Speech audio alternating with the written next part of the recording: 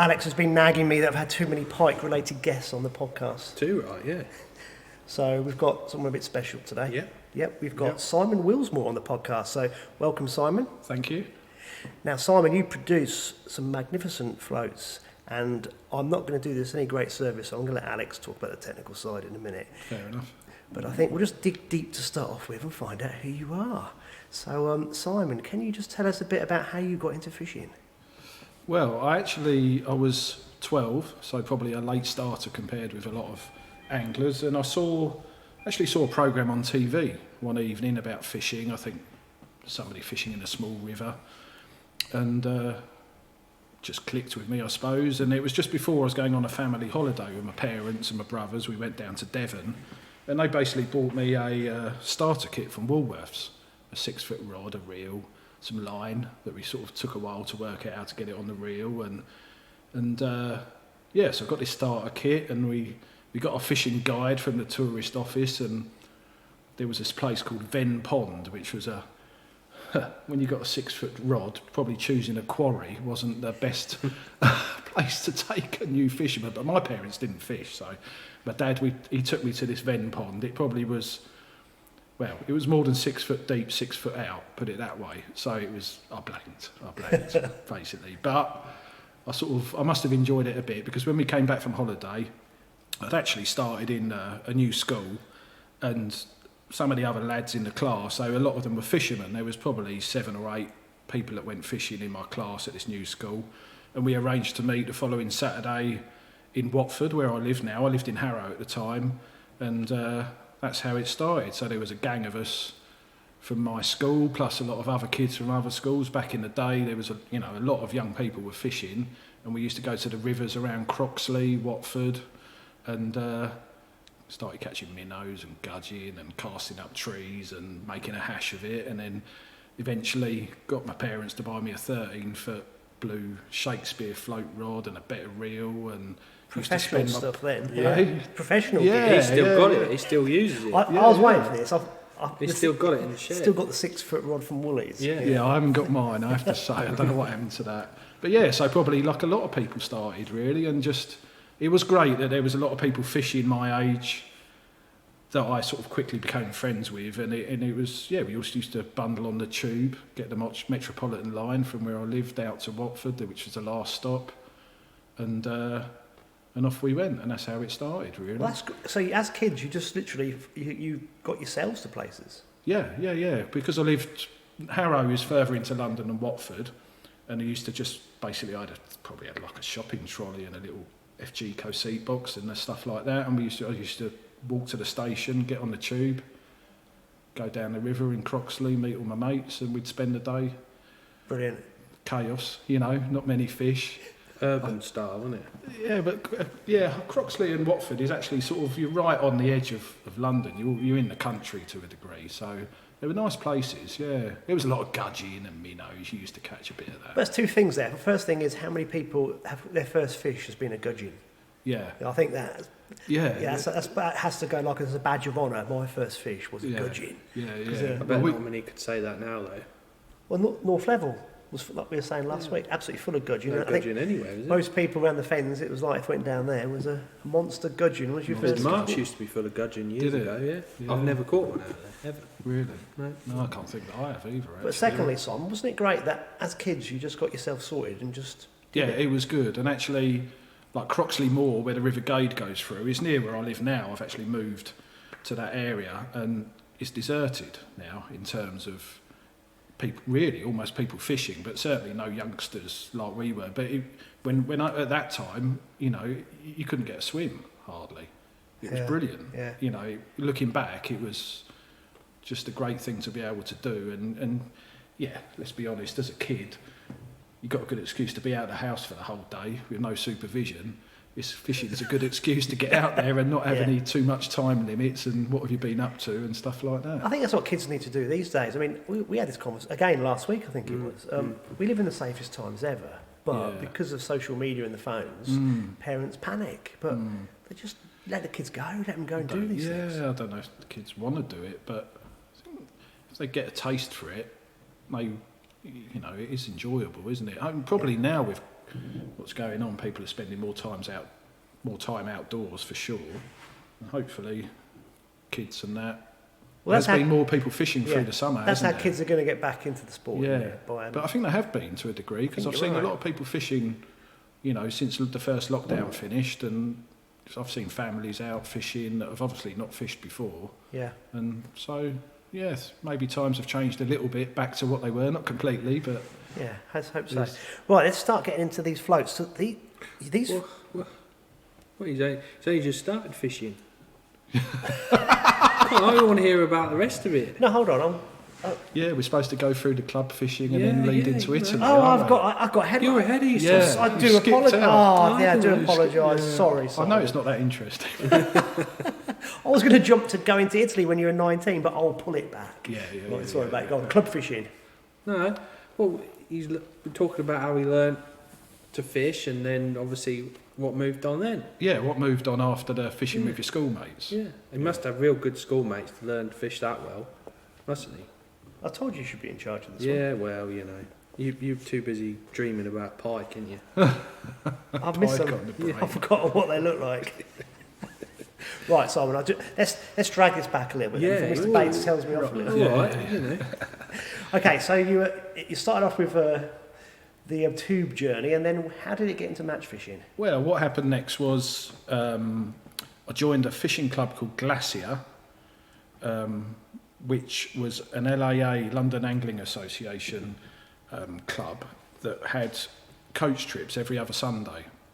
So they had a junior section, which I joined, and some of my other mates joined it. There was quite a few juniors in it, and there was various pickup points around Harrow and Ealing and that area, and so my dad used to drop me off outside this pub at like 5:30 in the morning.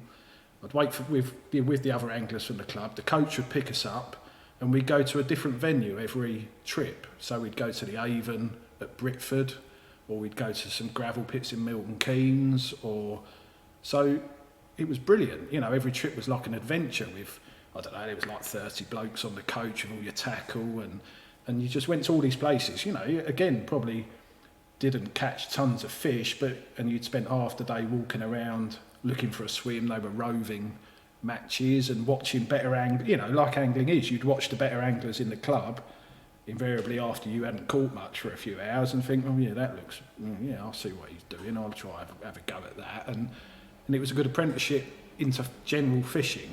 There was matches, they were matches, and there was a match section, but it was a mixture of sort of learning to fish, a good way to learn to fish, from other anglers. That's a great social setup as well, isn't it? Yeah. And as a kid, like that now, is there? That club folded eventually because the numbers dwindled. But looking back, what a great experience, and what a great way to get to these places that I never would have even known about, because my parents didn't fish. Okay, could go in a tackle shop, but I was never going to get Dad to drive me to Britford on the Avon, and I've been back since, where I haven't been there for 20 years, and I remember fishing here when I was... But isn't it great to learn off better anglers as well? It is the way to learn, isn't it? That's how we all learn. Rather than watch it on telly or your phone or something, but to actually physically and ask them questions. And you can actually see what they're doing. That's right. Yeah, I can still remember bits of advice, and I still fish with a good friend of mine, Mike Clark, who was... There was him and another guy, a bloke called Phil, were the two best anglers in the club, and he was in the senior section, and we're still friends now, and we still go fishing together after all these years. And I remember then I was the novice and he was the expert, and we're still friends and go fishing together, and it's a good way of making friendships. Well, angling does it. You get friendships for life, don't you? Yeah, without a doubt. Unless you're pike fishing, then you just fall out of each other constantly. It's just unbelievable. But in most forms of fishing, you have friendships for life. It's very good. Yeah. Cool. So, how old were you when you were doing the... So that must have been pretty soon after I started fishing, to be fair. I joined the club, and then I what happened was we'd fish these rivers around Croxley and Watford, and the Grand Union Canal runs next to the river on a lot of it. And there used to be a lot of matches going on. So we would see the match anglers fishing them all lined up with the keep nets and smart tackle. And of course, after a bit, when we got better, we started thinking, let's have a go at these matches. So I joined Watford Piscators, which was a big club in Watford that had matches and a Winter League team, which I joined. And yeah, we just sort of jumped in at the deep end, it seemed at the time, and started fishing opens with all the top anglers at the time, like the ABC guys, and sort of slowly progressed. You know, no major success, but again, just learning, really. So who was that? Jimmy Randall? And were those guys still fishing, or was it Tony Mickey Dawson? Thiel, Dickie Carr, all that. I think ABC had just won the Division 1 National, because I remember them all wearing these blue FGco furry jackets with a big collar, and they had a big patch printed, and it was on the back of their Division 1 National winners. Yeah. And so whatever year that was when I got into fishing opens at Denham and Rickmansworth on the canal. And yeah, probably like it was for the start. Like it was hard work in a way, in terms of there wasn't much success coming along, but you were learning, and I must have enjoyed it, because I went every weekend, both days, and every day in the school holidays, and whenever I could. So something clicked with me that I enjoyed it, and you know, it was exciting.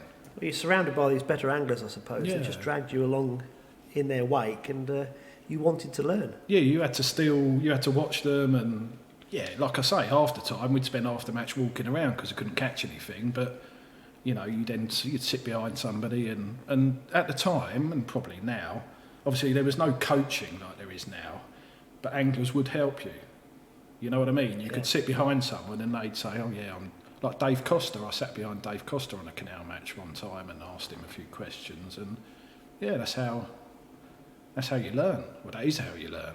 Yes, it is. Yeah. Oh, that's fascinating stuff. So that sort of took you into your teenage years, and yeah, that sort of took me, I suppose, 15, 16, 17, 18. That was when I joined Hayes and Harlington. I sort of did well with Watford, but wanted to get into a better team, so I joined Hayes and Harlington, which was a good team, and fished more seriously, sort of 17, 18 Winter League semi-finals, big matches at West Drayton, mostly canal fishing, to be honest, with an odd visit to the Thames.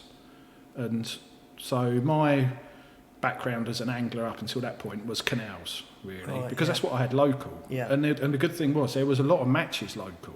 You didn't have to travel far to fish big matches, and there was a choice of matches, and you could practice on those venues very easily, because I got a car and a job, and it was great, because you could like fish a match, think, okay, I didn't do that quite right, and I watched him, he was doing it, I'll just go down there now and fish like that, pleasure fishing, and then the next match you do a bit better.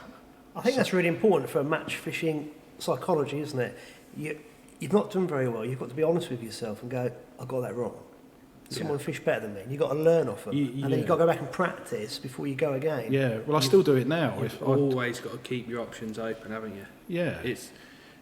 You have to, even if doesn't matter who's catching around you, you sort of think, well, why is he catching and I'm not? And to improve, you can't get stuck like by the your ways. presentation. I would watch some anglers and think, you know, I remember watching Pete Brownlow, who was fishing for Dorking on a Winter League final at West Drayton. He was on the helipads. He caught £2 something of little perch and little roach. It was a really hard match. This was a bit later on. I think I might have been back in the UK, because we'll go on to Italy in a minute. But I think I'd come back on a visit and I was watching him, and I just remember his presentation was so good on this canal, skidding canal in a rock hard section, catching these roach and perch on bloodworm.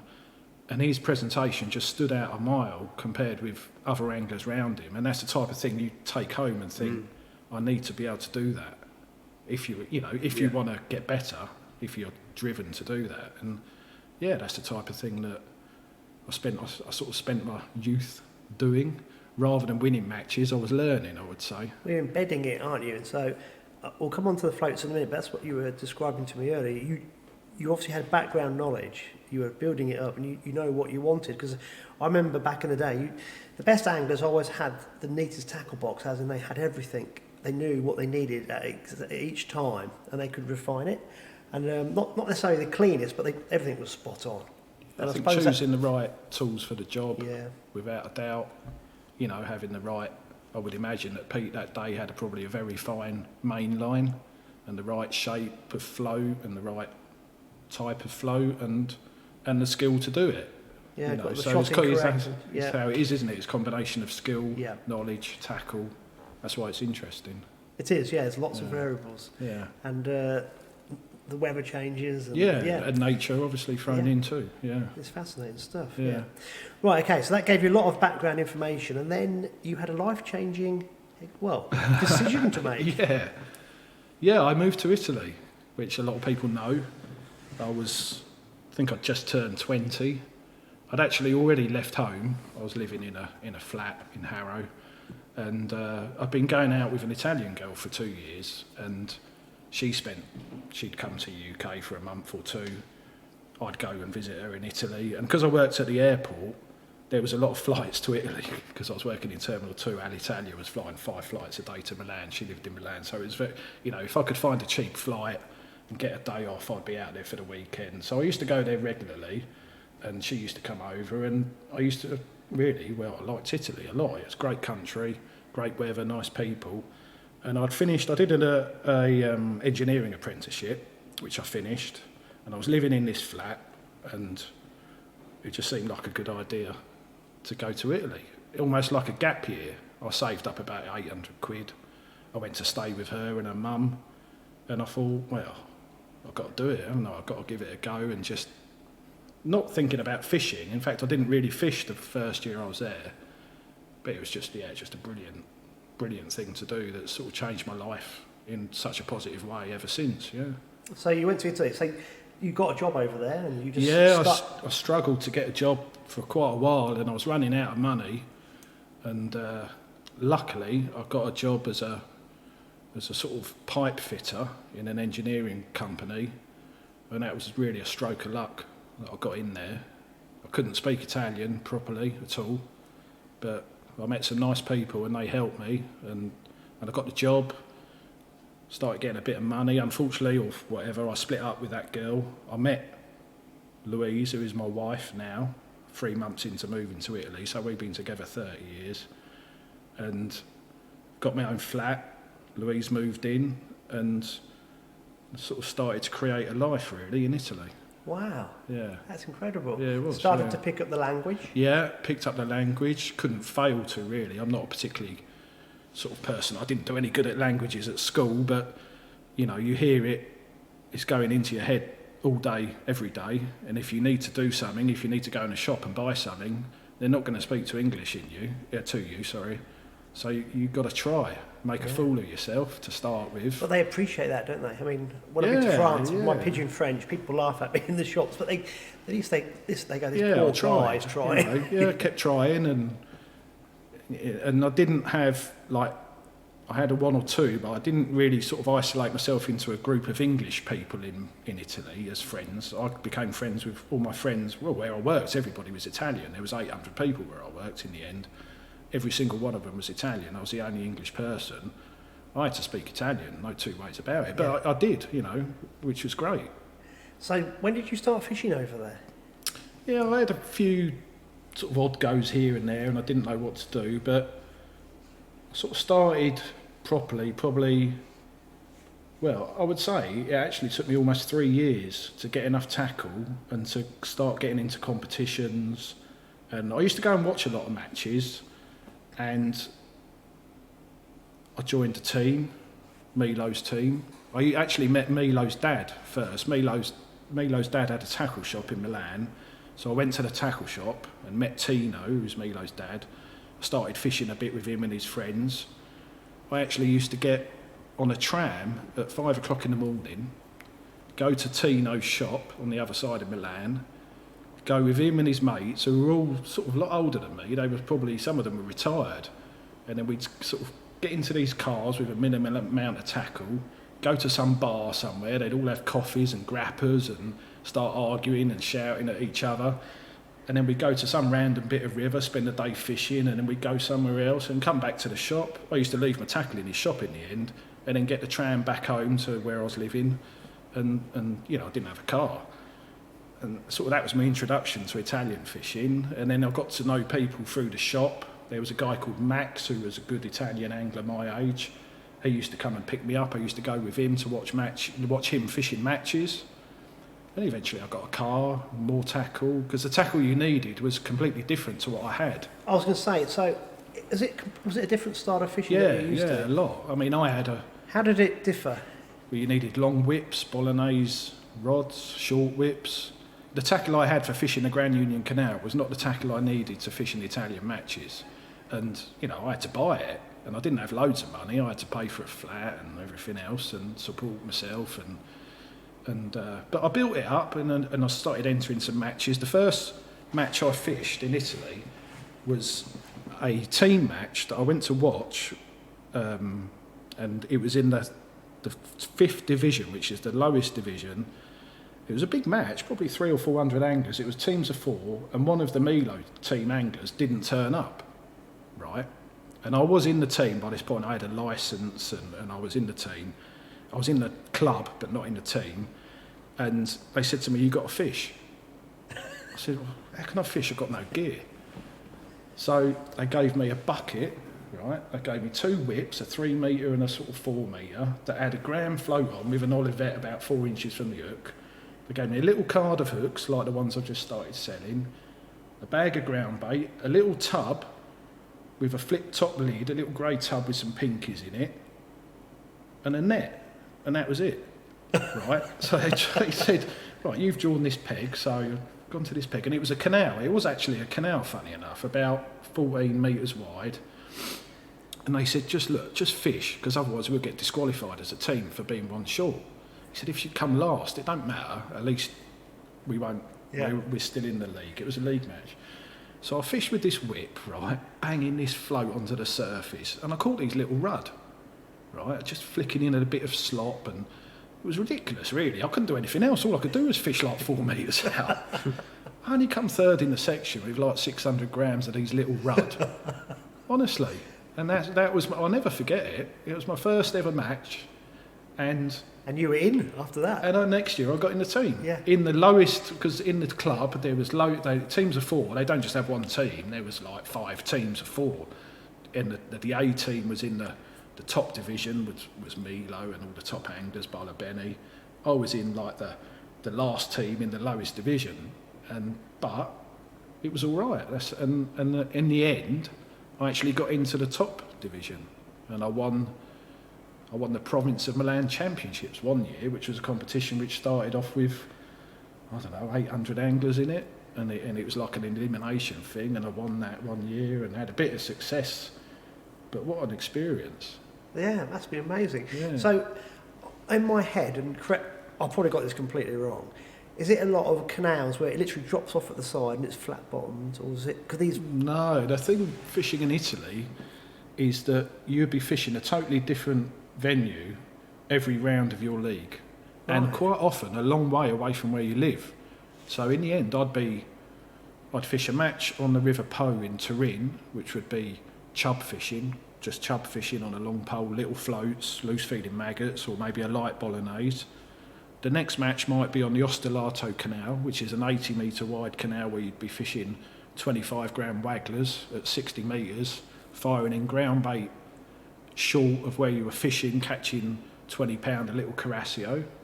Then the next match would be maybe on a canal called Spinadesco, where there's been a World Championships, which is a concrete canal where you'd be fishing bloodworm for a very few fish, quality fish.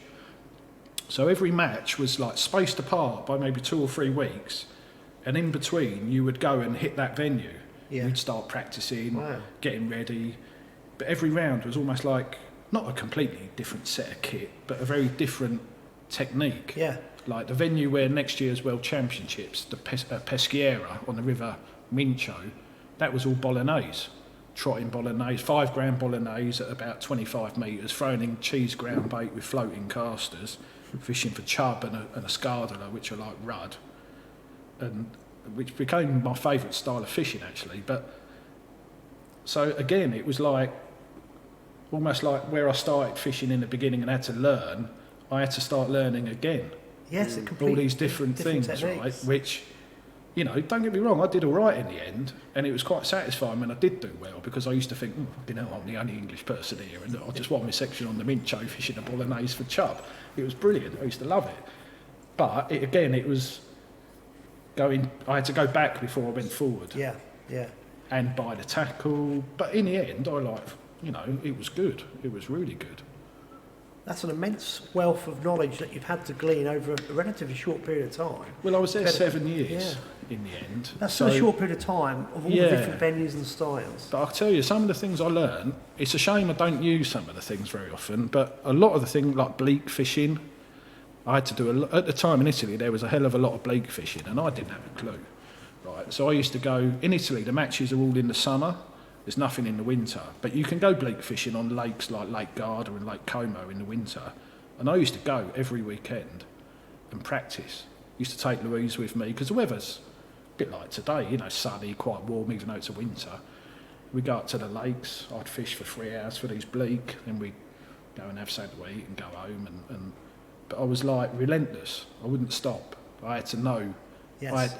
I was behind. They were all ahead of me, but I had to try and catch up, just to, not necessarily to win, because everything was a team match, just to be able to hold your own, get the points for the team. Yeah. So it was like a mission for me, it really was. But now, for example, if there is a bleak fishing situation in a match in the UK, I'm so confident that I'm going to do well, because I feel I've got more knowledge than 99% of the other anglers that do that type of fishing, and they probably won't even do it.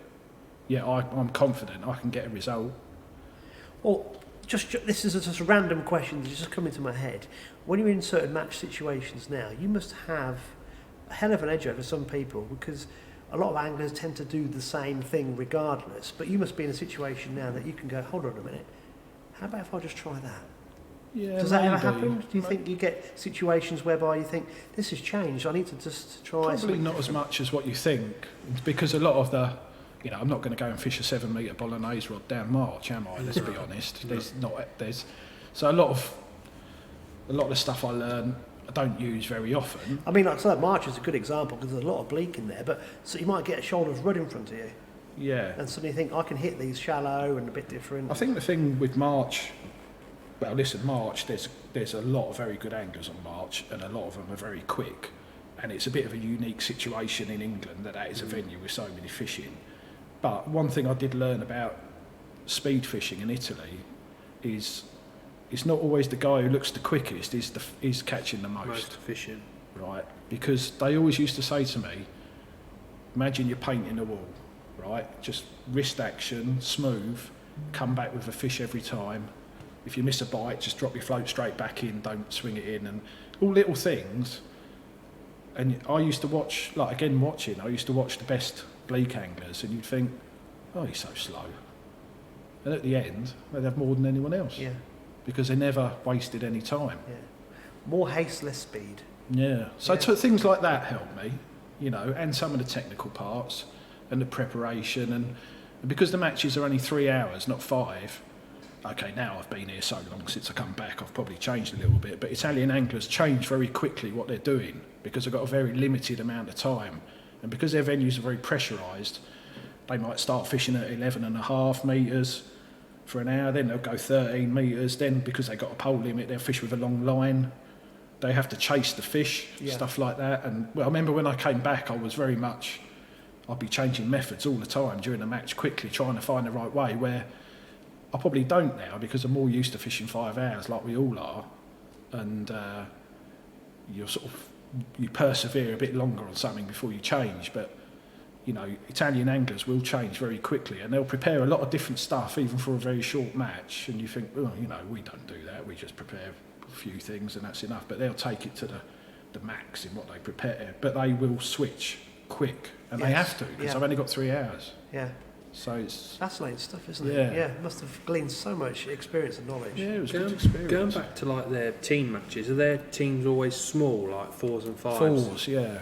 Teams of 4. But like Milo in the top division had 3 teams of 4. Yeah. So eventually I fished in the C team, which was the weakest of the 3, if you like. But so the bigger clubs like Tubertini, Milo, Colmick, all of them, they'll have more than one team of 4 going. Right. And the team stays the same.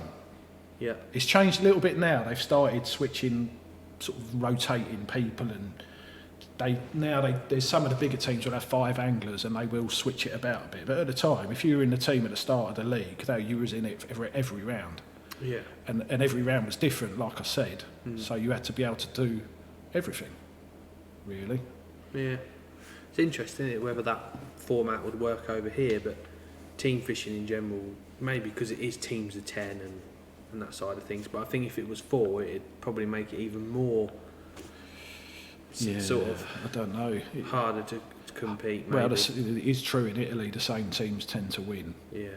Because you can imagine you can have a very good Whereas team on of 4. a scale of 10, you're going to have, you know, more variety of anglers. You're only as strong as your last man, as they say, and it makes, you know. They've always had it that way. Teams of 4. They've always had it that way. Same as we've always had teams of 10. Yeah.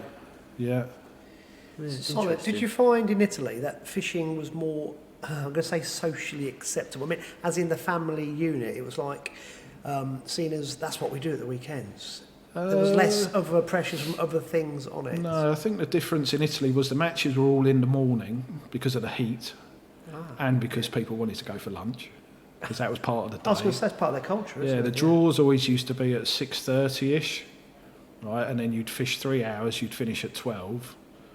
And yeah, it used to get very hot, so it was a good idea.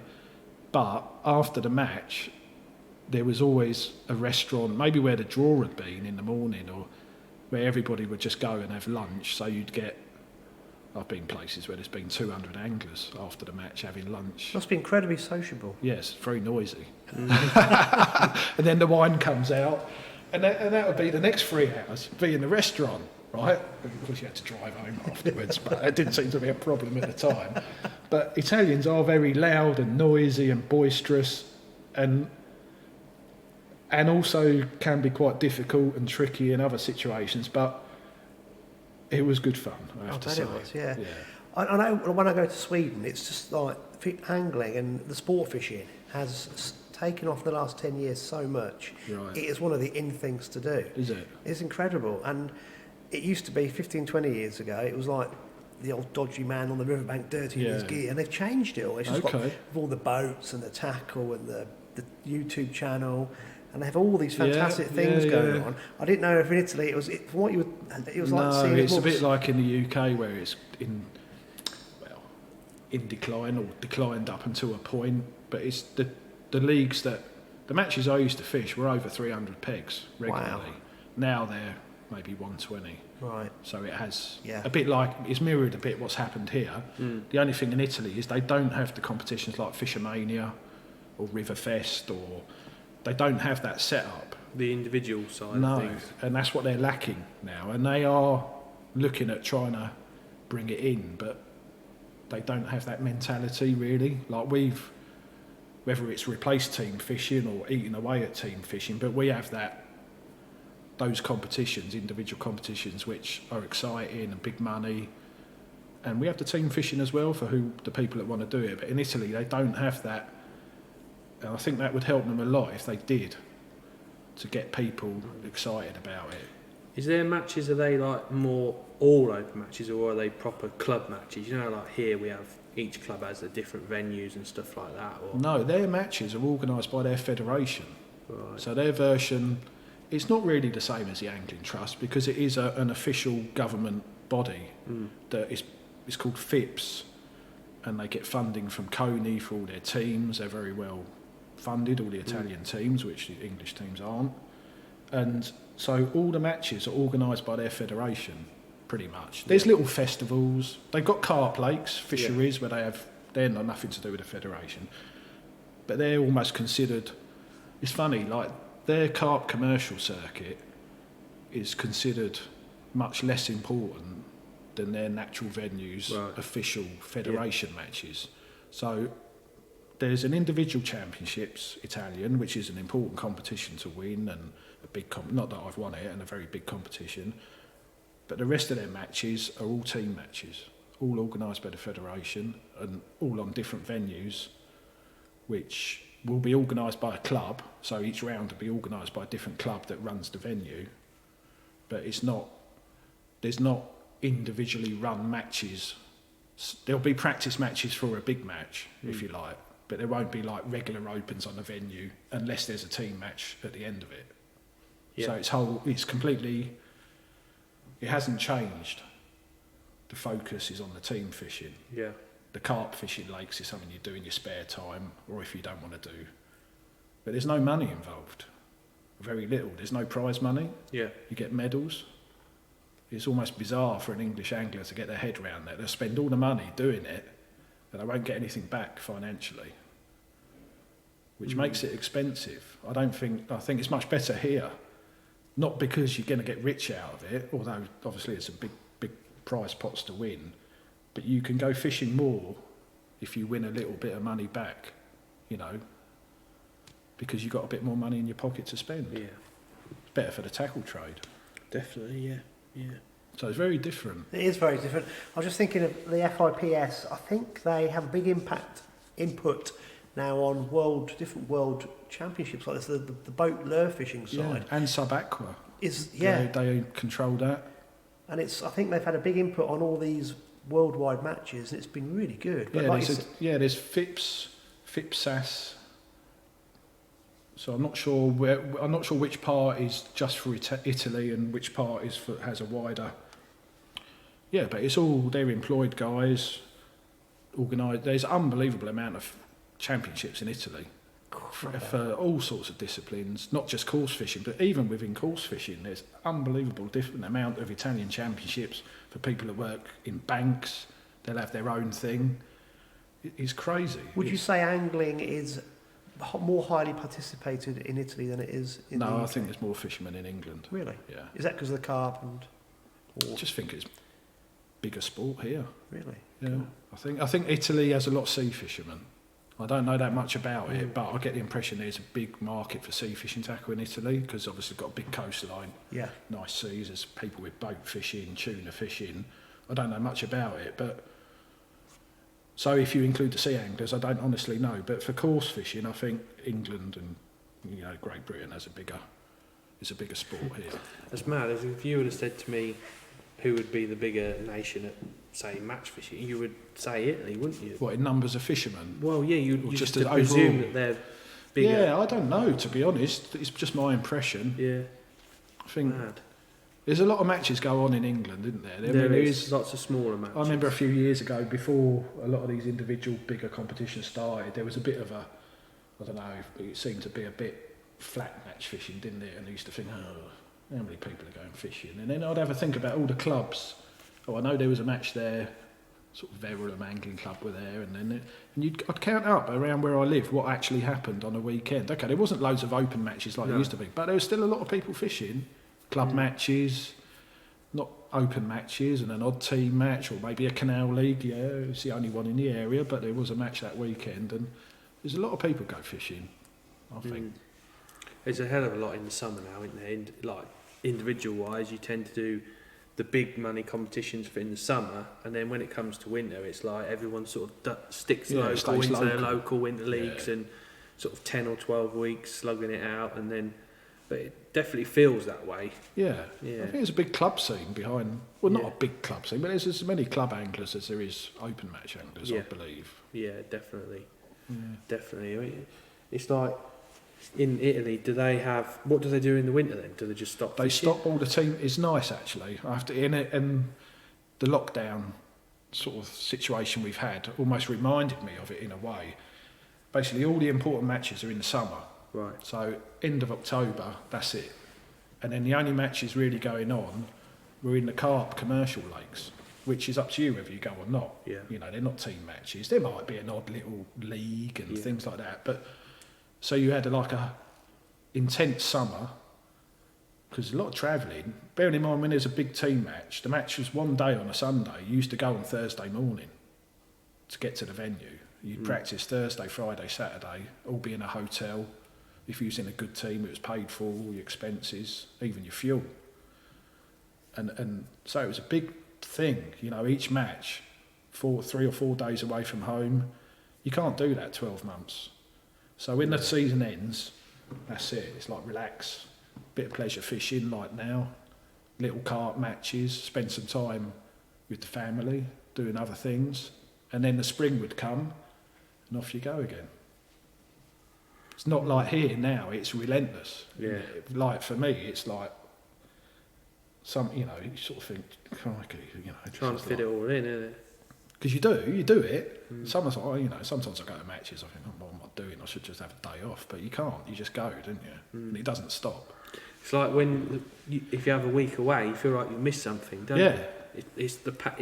It just moves so fast, and just by having 1 week off a venue, like in our winter league, if the lads don't go and fish the round, or it's so noticeable that it changes as well from week to week, and you have to be on the pulse all the time. Yeah. And it's hard to explain to someone that doesn't get fishing at all. No. But even what if you want to talk about match winnings, you sort of think, oh, last year I won that much. I've got to win more this year, and if I have a weekend off, I might not have won. I haven't fished as many matches, and think, you just get wrapped up in it, don't you? And so that was nice, the way you'd switch off for a few months through the winter, and the weather was crap a lot of the time, and then start again afresh and full bore. Mad, isn't it? It's fascinating, isn't it? Yeah, I don't think it'll ever... Well, I suppose I do that to a certain extent with the shop and that. I'm sort of all from basically the end of the season until sort of September when we go to Ireland. I don't really do a lot. I just do an odd bit here and there. And then once I go to Ireland, it's like, that's me now. Every Sunday that's all focused. Spend more time on it and can get on with it. So I suppose I sort of do have that as such, but I think if I could, I'd probably still fish all summer as well, definitely. Yeah. I enjoy how it is now. Yeah. But when you've got no choice, it's almost easier not to go fishing when you can't go fishing, isn't it? If you can't go because there's a reason you can't go, then you accept that you can't go. But if you could go and you don't go, you feel bad, then you feel like you should have gone. Yeah. I'm glad it's not just me. Try and explain that to a woman. It's probably not the easiest thing in the world. Sometimes I question my sanity. Yeah, so do I. I never question mine as well, honestly. I do. Right, Simon, so let's get back to... Because we need to get back to these floats, because these are just amazing. So you had all this massive wealth of experience in Italy. Yeah. And then you came back to the UK? Yeah, came back, made a decision to come back. I stayed there 7 years. It was probably a year too long in the end, because it is never your home. And my wife Louise is from Denmark, and she really wanted to either go to Denmark or England. So I thought it'd be better to go to England than Denmark. So decided to come back and come back to the UK, which was fine. I had a good experience, but 7 years was enough. And I actually, although I'd been in engineering all the time, when I came back, I actually got a job in fishing tackle, working for Keynets, which is not a blast from the past. Yeah, a little bit, yeah. It was big. You remember him, Andy? Yeah, I do. It's nets and umbrellas. And yeah. I got a job with them. They had a mesh symbol. Yeah, that's right. Yeah. And they had very nice nets. Landing nets were always the best ones on the market for match fishing. They had a factory in Sheffield making umbrellas, and it was sort of before China really got involved, so it was UK manufacturing. And they were the distributor for Milo, who I'd been fishing for in Italy. So I joined the company with my sort of role was to improve the pole sales. The pole range wasn't really suited to the UK perfectly, although they did have a pole called an Odessa, which was a popular pole. So I joined Keynets, sort of got to work. I actually went round the shops for a start, just asking shopkeepers what they wanted in a pole range and what would be helpful, and things that you take for granted now, and did exist a little bit, but things like numbering and coding the pole sections. That wasn't on a lot of poles at the time, but that's something I said to Milo and Keynets, look, if we do this, it'll help you in the warehouse. You'll be able to identify the pole sections, it's not rocket science, because they had nothing on them, all of them. So it was a nightmare. You couldn't tell what was what, unless if it had come out the box. And so little things like elastic ratings on the pole, and we came out with some new poles like the 1010, which some people might remember, 16-metre pole, where they're very good poles and good prices, and all these little features, and they were made by Reglass, and there was things like Teflon joints and anti-friction finishes on. There was a lot of new things happening at the time on poles, and TARDIS seat boxes. I used to sell them. I used to go to the factory in Italy and sort of help formulate them, not design them, but just sort of say how we want it and stuff like that. And yeah, so I worked for Keenets for a few years. That must have been quite interesting because you were then going back to Italy. And then I was going back to Italy regularly. Sort of I designed some floats, some Milo floats for the UK for Keenets. I remember doing that, and and then I used to go around the shops and sell the poles. Back then you could travel around and sell 20 poles in a day at the right time of year. And then I used to sell some seat boxes and some rods, new era rods. People probably remember them. So they had salesmen in every area, but I was like I don't know if specialised is the right word, but I used to just go with the poles, spend more time in the shop than a salesman could. And it was good. So the pole range really took off, to be honest. And the seat boxes, TARDIS seat boxes. There's a lot of people out there who've had a TARDIS seat box. Yeah. Wow. I remember I had a Brundle Angling Centre special. It was like lime green with a red seat. I don't know what I was thinking. Yeah, did it have a picture of a carp on the back? Yeah, probably. Yeah. I remember, that's what I want for Christmas, Dad. Look at that, Yeah. And then I can remember buying it from Brundle. They had hundreds and hundreds. Yeah, I used to buy loads. And it was square legs. It was square legs and the jaws. All the things you take for granted now. They were sort of, I suppose, a Boss box was the one before that had the drawers in it and fiberglass base, and then it was just probably a development in telescopic legs, sliding foot plates, stuff that now you just think, oh yeah, that's what a seat box is. But at the time, prior to that, people were fishing on seat boxes with no foot plate. Not even, when I started club fishing, my seat box didn't even have adjustable legs on it. No, just a square bottom. Yeah, how did you fish? Yeah. On a little river on a sloping bank, you sat at an angle. Honestly, or found something to prop. Yeah, had a little spade, didn't you? Dug the back out and got it level. So it's all progress, I suppose you'd call it. But yeah, so I started working there, and I joined Dorking actually when I came back. So I knew Steve Gardner. Who were Dorking? Who were Dorking, as our friend says. But so I came back. I'd fished a lot with Steve Gardner in Italy, in matches when he came over to fish for Milo, and we were friends, did shows together, tackle shows, and he was sponsored by Keenets Milo.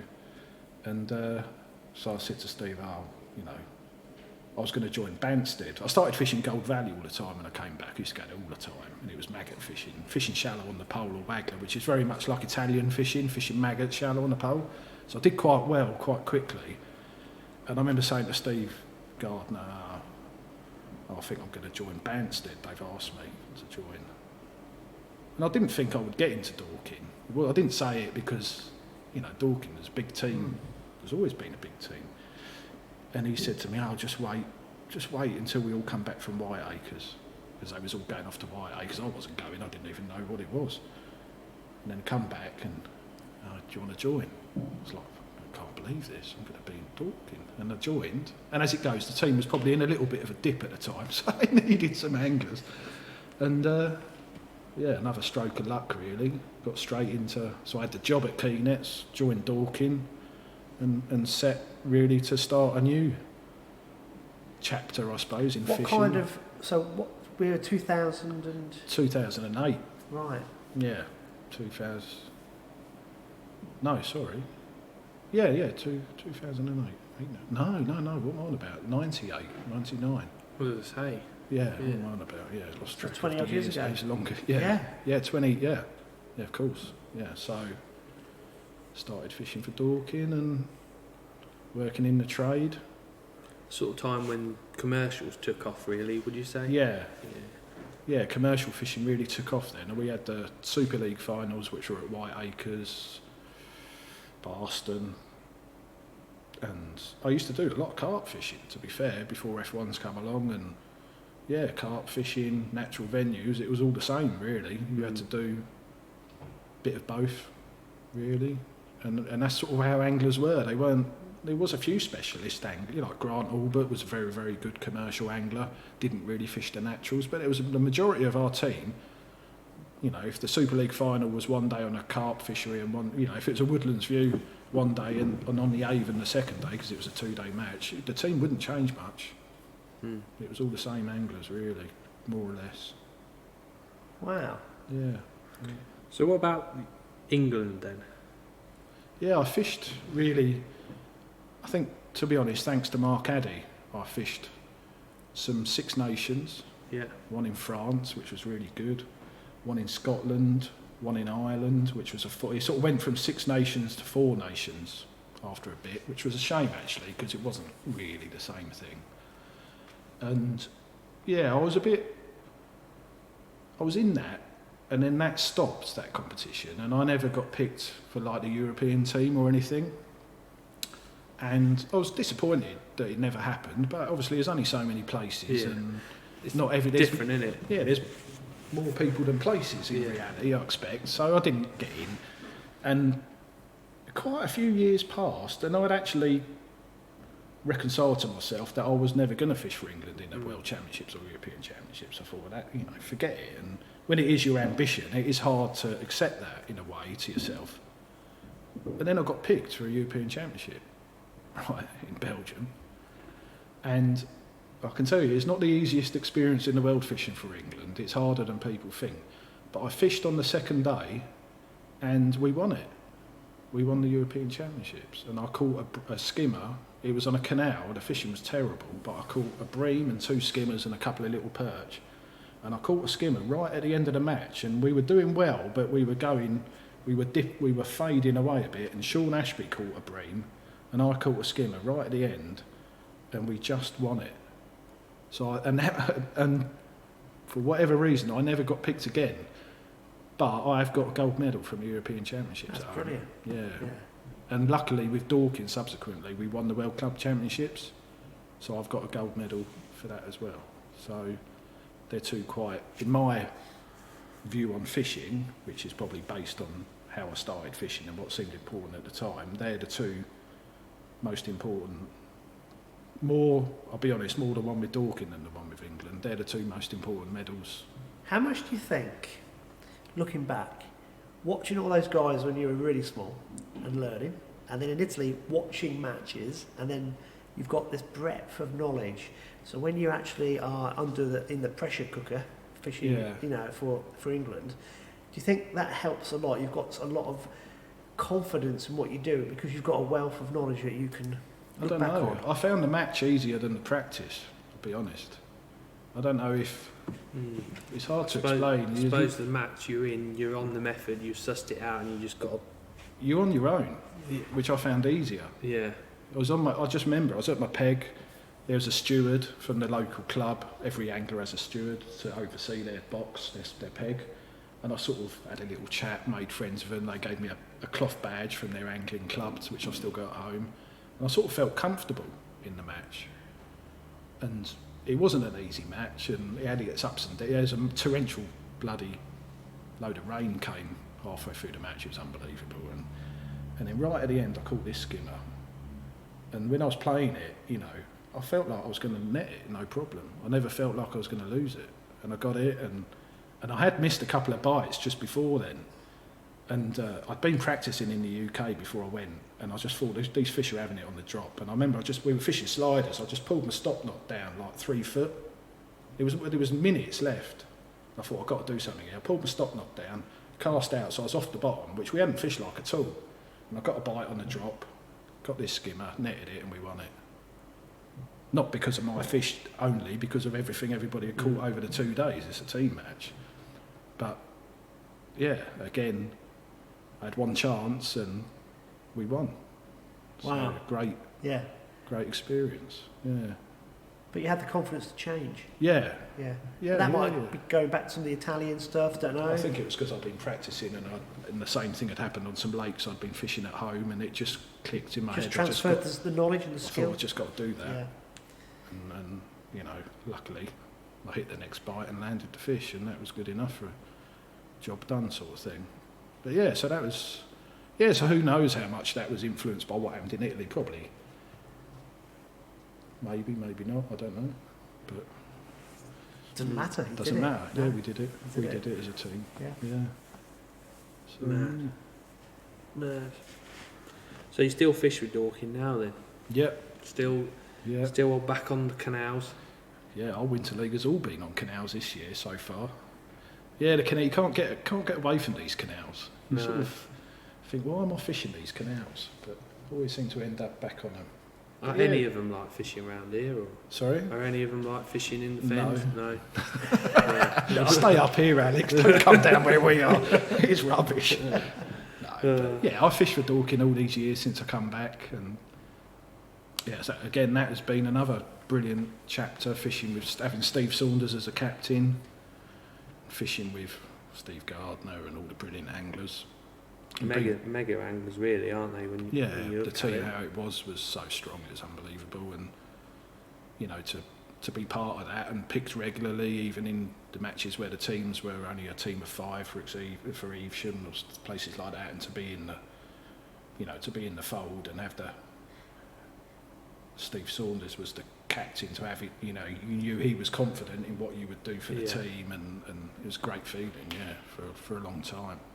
Obviously a bit tougher now, but we're all a bit older, or some of us are. Yeah, because you don't see Will or Des and them fishing perhaps as much in the team side of things, do you? But there isn't the team matches like there was, I suppose. It's funny with our team, when we won the World Club Championships, the team was probably, I wouldn't say it was at its peak, it was at the end of its peak, if you know what I mean. It was almost coming to the end of the cycle, and we won it, and after that the team almost, I don't know, we didn't kick on from that. It's like you've done what you've achieved almost, and it's I think some of the people in the team wanted to do other things. Yeah.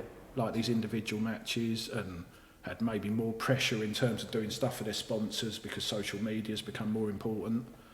And it just happened at the right time, just in time, probably. Yeah. But that was the pinnacle of all those years. That Dorking were at the top, was winning that. It's like Barnsley now, they dominate the team side of things. Yeah. Dorking dominated. We did for a bit, and before us, Essex did. 10 years, yeah. And before that, Shakespeare did, if it was them. I'm not, a bit before my era, but every era has its dominant team, and that's the same in a lot of sports, isn't it? There's a cycle, those anglers fall away, new anglers come, and you have to rebuild and start. I'll stick at it, I'm still with them, and I'll do my best. And it's still good, I still enjoy it. But it was good to be part of that. A lot of good anglers come from that area, isn't there? Yeah. I mean, nowadays, the sort of elite teams have got anglers drawn here from everywhere, aren't they? They're not. It's not a local thing. No. That's the problem. That was sort of a development that happened, wasn't it? Well, I don't know, Essex County got anglers from here, there and everywhere. We did too. We started doing it too, I guess. Des Ship from Bristol, Ben Leach, Callum Dix, all from Bristol, Steve Mayo. There's 4 anglers from Bristol. The team's supposedly based in Dorking, but, then you've got Grant Albert from Birmingham. Everybody from all over the place, but success attracts success, doesn't it? People want to get involved and be in it. Because Steve Hemingway fished for Dorking. Steve Hemingway was in all those teams, when we done well. Brilliant, yeah. But again, when we were having lineups and practices for our matches, the practice lineup was harder than the match. Because of the standard of anglers. You do well in a Dorking, back then, you do well in a Dorking lineup, maybe 14 or 15 if you're there, and you do well in that. Well, that's the hardest match you're ever going to be in. Yeah. You go to the actual round of the league or whatever it was, and a lot easier. Mad, isn't it? Yeah, funny, isn't it? It is mad. So then, after obviously key nets and that, you still done wholesale? Yeah, I started doing. What did I do? I worked for Milo for a bit direct. Then I then I became self-employed. Then I did van sales for a bit. I used to buy stock. I started buying stock in. What happened was I was working for Milo. They shut for the whole of August, and I needed to be able to sell stuff. So I actually bought some stock off them to hold, and I went round in my car selling it. I had an estate, and I sold it all, in no time. I thought, this is better. So I went down that route. I started buying, but general stuff like umbrellas, nets, not particularly niche-y stuff. You're more wholesale. General stuff. Landing net handles that sold for 20 quid and things like that. And so I did that for a bit. That was okay. And I started selling Ballabeni shot because I'm friends with Ballabeni. So what is the background with Ballabeni then? Because obviously now Ballabeni shot is like everywhere, innit? Yeah. Everyone uses Ballabeni shot. Well, Umberto Ballabeni fished for Milo in the top team when I was fishing when I wasn't even fishing. He'd been Italian champion, he's been world champion, he's been part of the Italian team for a lot of years, although he's not now. He's past it. But and we were friends, and so he used to sell his shot in Spain and Italy, and I used to go fishing in Spain quite a lot. And it's funny, and sometimes I used to go with the England team to World Championships to help, to run the bank, or maybe I'd go on my own to watch and things like that. And all the England anglers were all, this Ballabeni shot, they got it in the shop, let's get a load. They'd all be buying it. And I'm thinking, well, no one sells this. And Umberto, I know him well.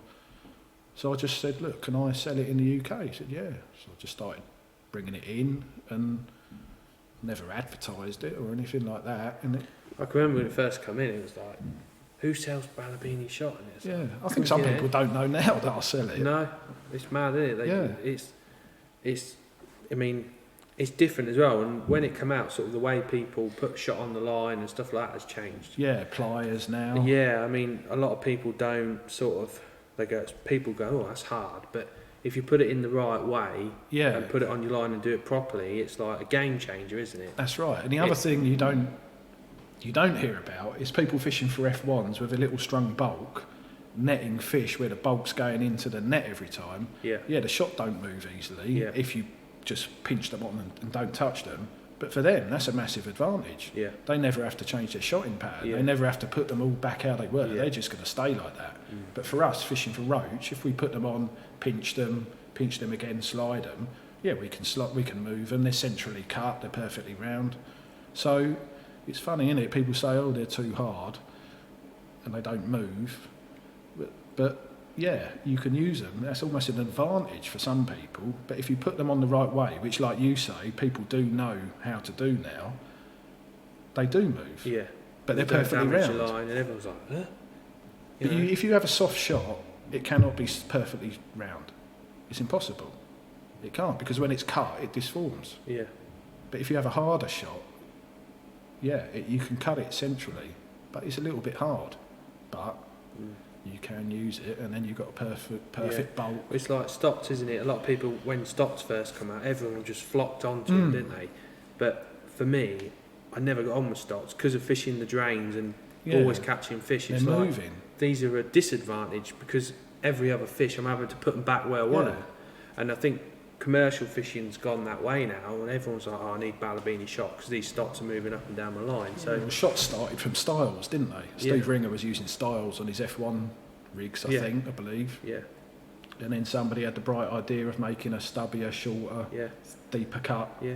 It's easier for people to put on. Oh yeah, people love them, don't they? Yeah.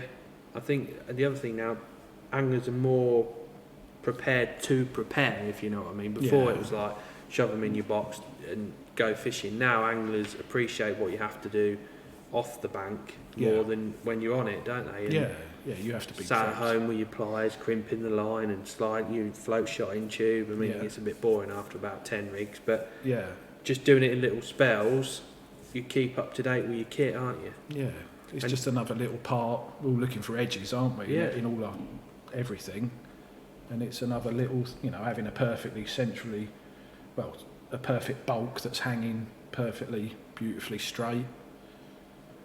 Yeah. Alex, last year mentioned Alan Scotthorne video. Yeah. Where he shows this perfectly, doesn't he? Yeah, he does. Yeah. So he shows that you can actually explain to everyone listening how it works, because I've forgotten it. This video explains it really well. So basically, you get your line, put your float on first, slide that up, 3 or 4 rubbers, whatever I don't know if you're a 3-man or a 4-man. Everyone's different. Yeah. I put 4 on, so my float don't move, so I know I'm at that depth. Yeah. Put that on first. Then what you do is you get your pliers and you just flatten the line 3 times. So basically you're damaging the line. And when you think of it, when you've moved the shot before, this is before we used to do this, when it had flattened, you could move the shot moved better on that flat bit, because what you've done is you've opened up inside. So anyway, you get your shot. Say it takes 7 number 8s. So you put a number 8 on, just wet it, slide it over the 3 notches so it sort of flattens opens up inside, and then when it's on the line, it doesn't crinkle your line.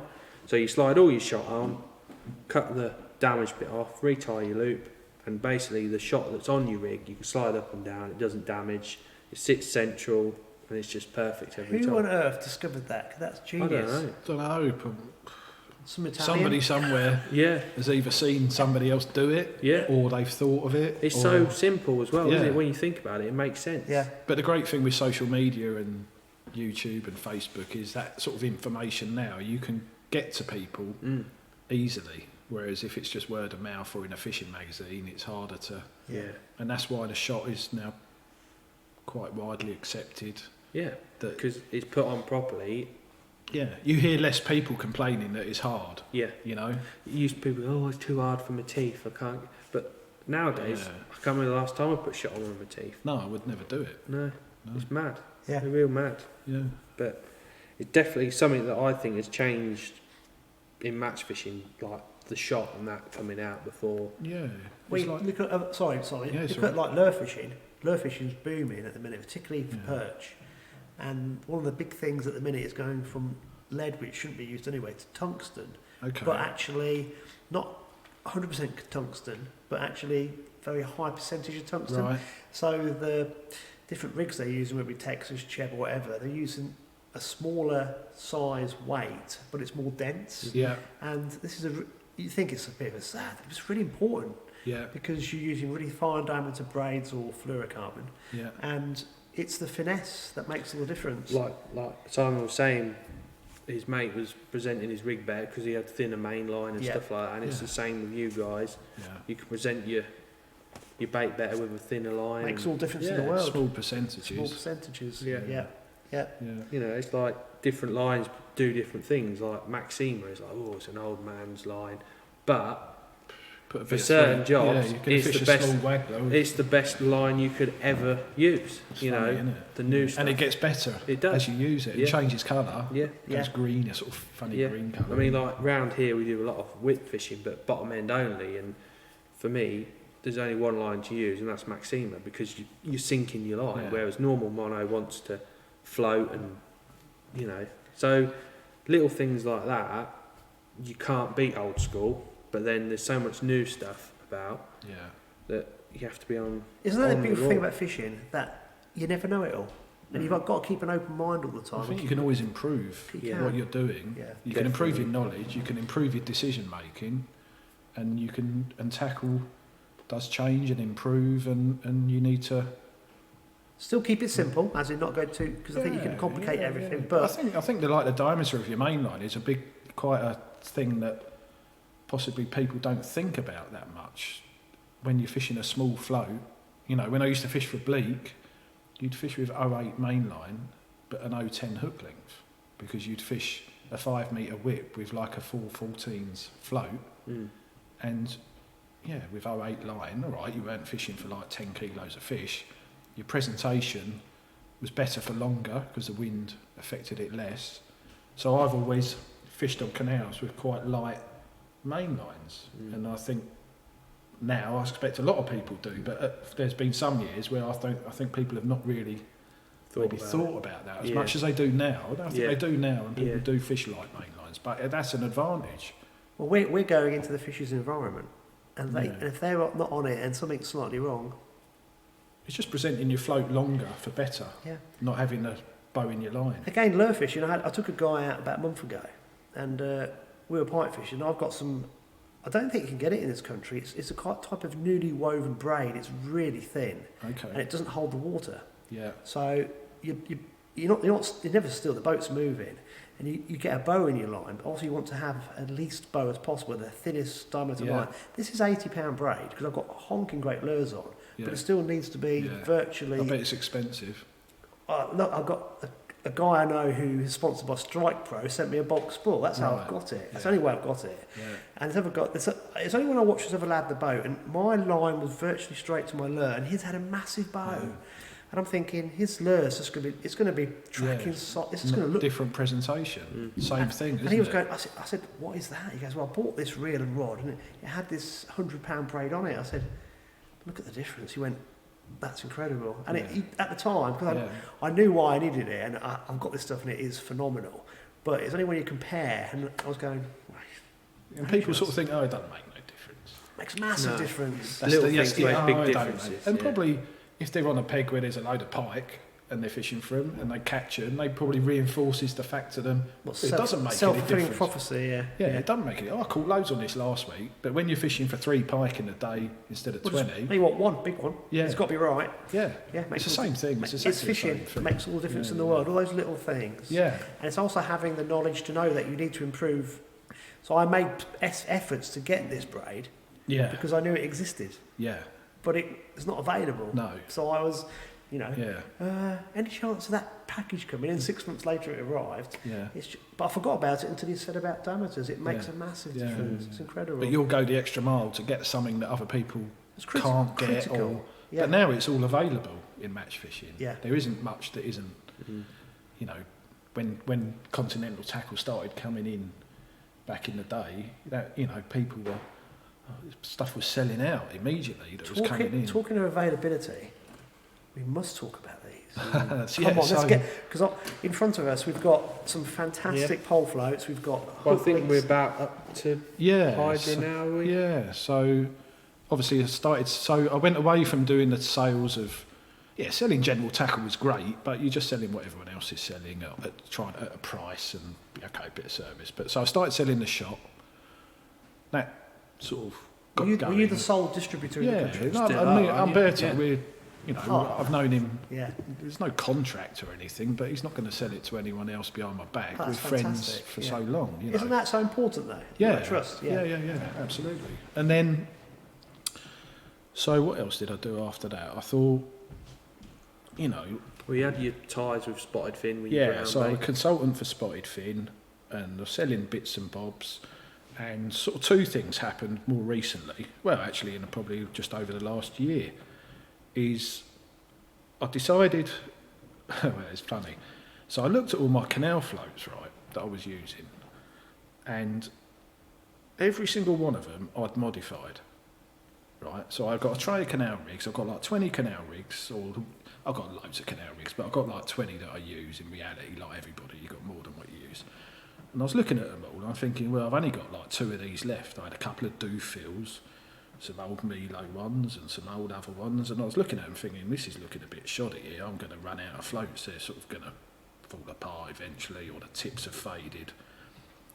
And I sort of looked about at what's out there, and I thought, well, I could design a good range of canal floats. Like, for example, Ballabeni gave me a big pack of 0.8 hollow tips once, which aren't readily available. They weren't 10 years ago, I can tell you. And I used to put a lot of them in my canal floats.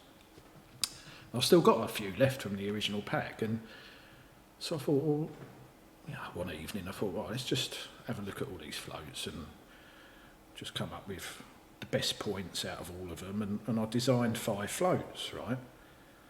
Now, you can't design a totally radical new float. It's impossible because every body shape, everything, it's all been done. But a float works well when it's got the right size tip for what you want it to do, the right materials for the stem, the body and the tip, the right diameter stem, the right proportions. So I just thought, right, I'm going to design a range of floats. I'm going to design every size in every float how I want it.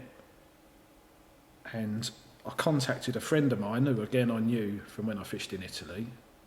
I had thought about doing this a few years ago, and I went to see him, but it wasn't the right time because it was all commercial stuff, and people who were already on homemade floats or private, and it wasn't. I didn't really. I could just feel that this isn't the time to do this. But so anyway, that was a few years ago. But I'd been to visit this float maker in Italy, and so I got back in contact with him. I said, look, I've got these floats. Obviously, I'm only going to sell them to shops because he supplies all the big companies. It's big, it's a family business, but he's quite a big float maker. So, will you make me this range of floats? Will you make me some samples? So, he made me some samples, just in a few sizes, in different colours, and I went down the canal like every night, right, with these floats, trying them all, changing them a little bit, thinking about the colour, because I wanted a bright colour.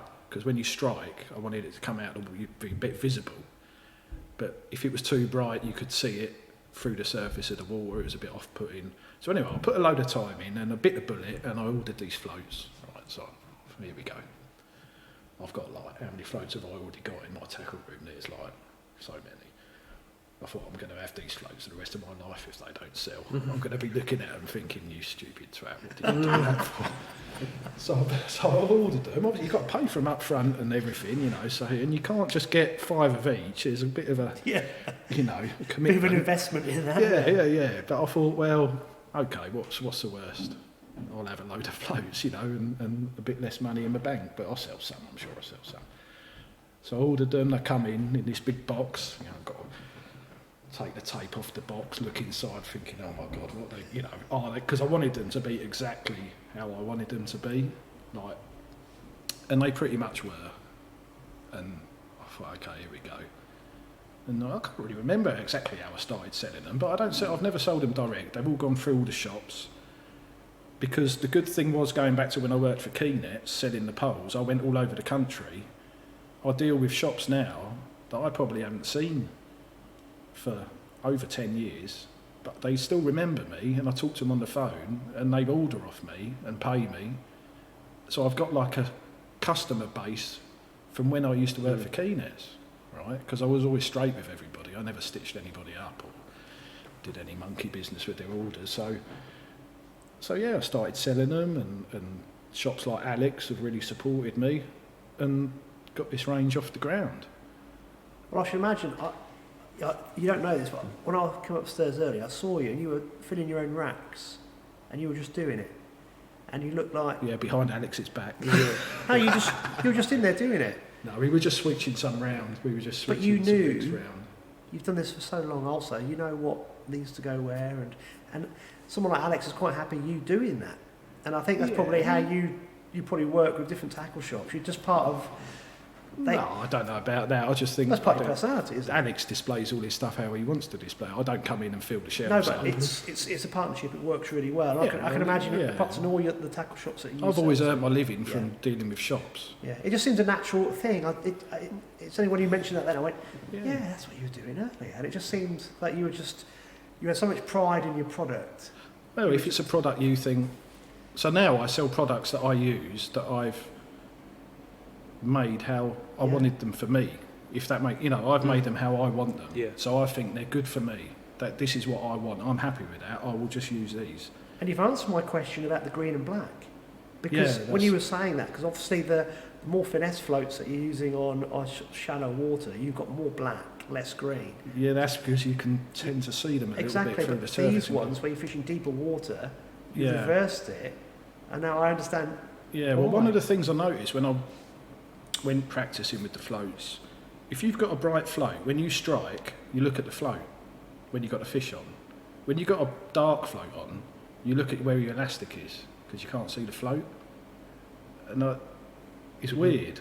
You sort of don't know it until you think about it when you're deciding what colour to make a float.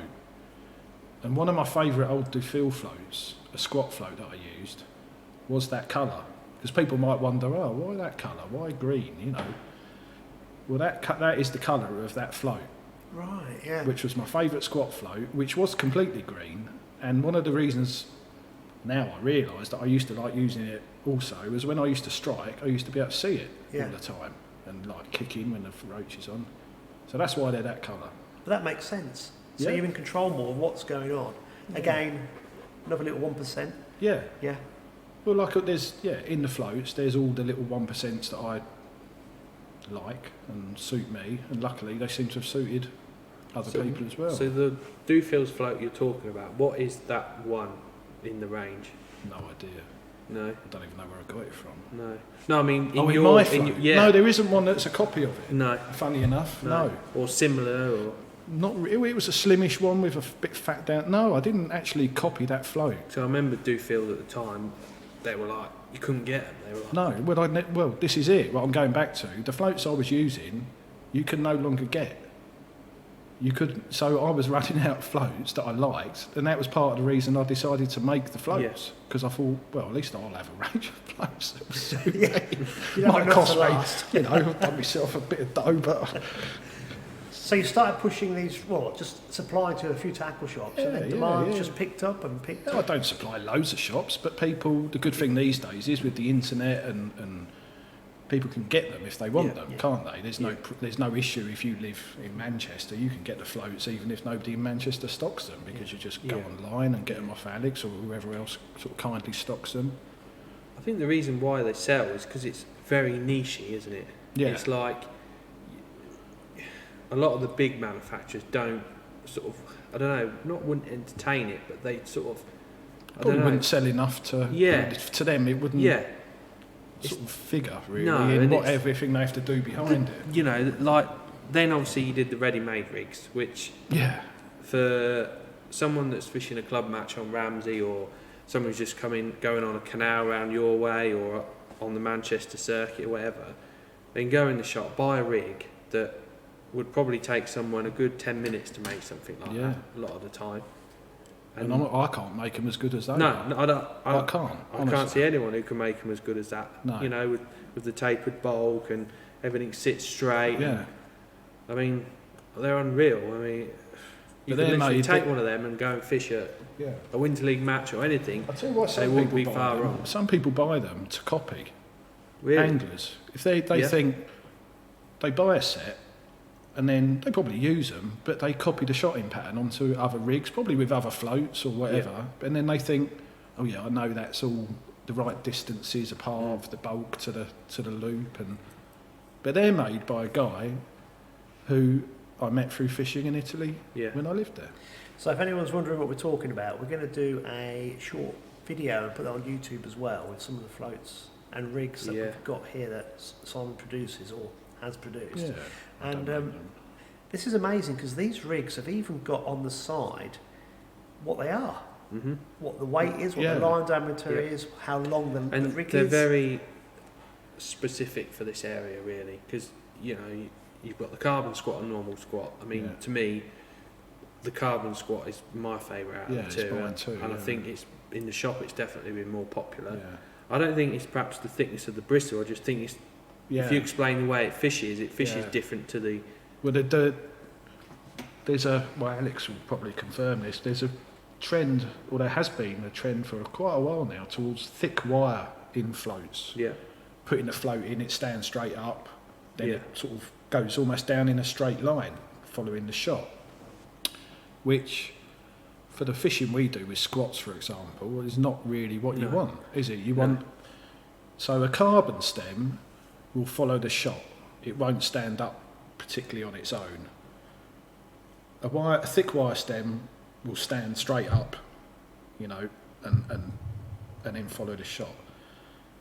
So a thin wire, which is in those floats, you've got a bit of stability. The float will start cocking on its own because of the weight of the wire, but it's not too heavy in terms that it still follows the shot. Mm-hmm. You know, when in you're between the two. You're talking about fishing strung out here. Yeah. So You're slowing the fall. Yeah, the float is following the shot. The float isn't cocking and the shot are catching up with it, because you need to be in. We might catch a roach 8 inches below the surface sometimes, mightn't you? But you might be fishing to depth. Yeah. But you need to be able to read the float. So when you use the floats, if you watch, I fished a match on the Kennet the Avon the other day. I caught over 200 roach, and John Taylor.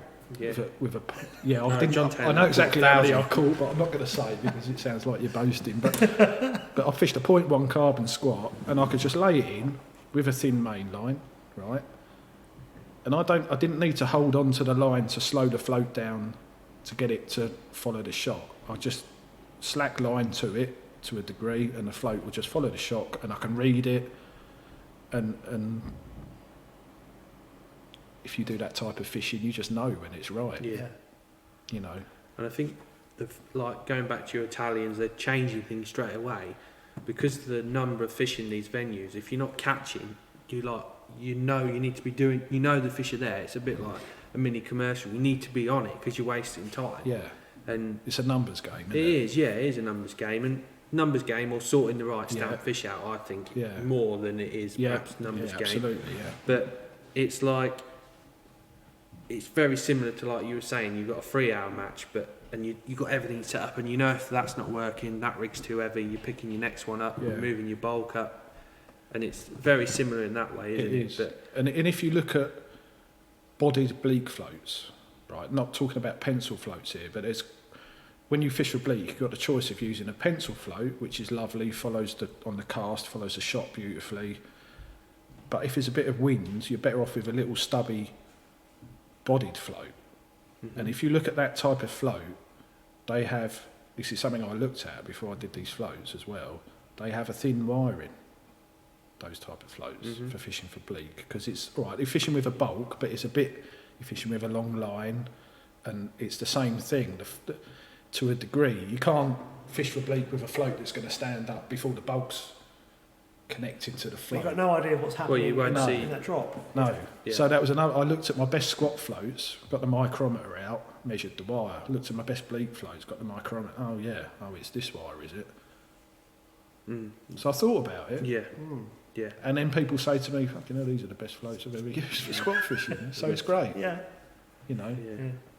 That's mad. But I mean, the carbon ones, they fish as well, don't they? The way that the bristle fishes quick. Yeah, and that float it fishes from the first second you put it in the water. It doesn't alter. No. It doesn't change. It's not a float where you have to. On those rigs, there's actually trimming shot above the bulk. There's 3 number 13 shot, so you can ping one off if the float starts submerging a bit, taking on. But those floats, they're brilliant. I fished a match on the Wayne Nav the other day, and I knew what was going to happen. The same thing happens for everybody. You've got probably half an hour, 40 minutes. You start on punch. It's a flowing canal, and you've got to like make hay.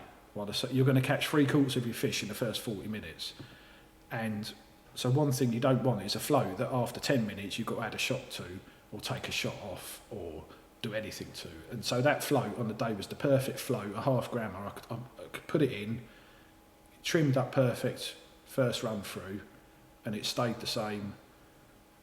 You know, I'd like to say for the whole of the match, but at least for the first 40 minutes of that golden spell, there was no, stop for a minute and take a shot. That shot I've taken off's too big, it's sticking out too much. There's none of that. The float's perfect from day one. But what you just mentioned there, that you've even thought about adding that extra to the rigs. Yeah. Yeah. So That is just... most anglers won't even do that to their own rigs, but you're supplying a rig that has it on there. Yeah. Normally, your sort of angler that's going to pick up a ready-made rig is someone that's probably doesn't know how to make a rig, or I don't know, probably that's the best way to describe it, isn't experience, not less experience, haven't got time maybe.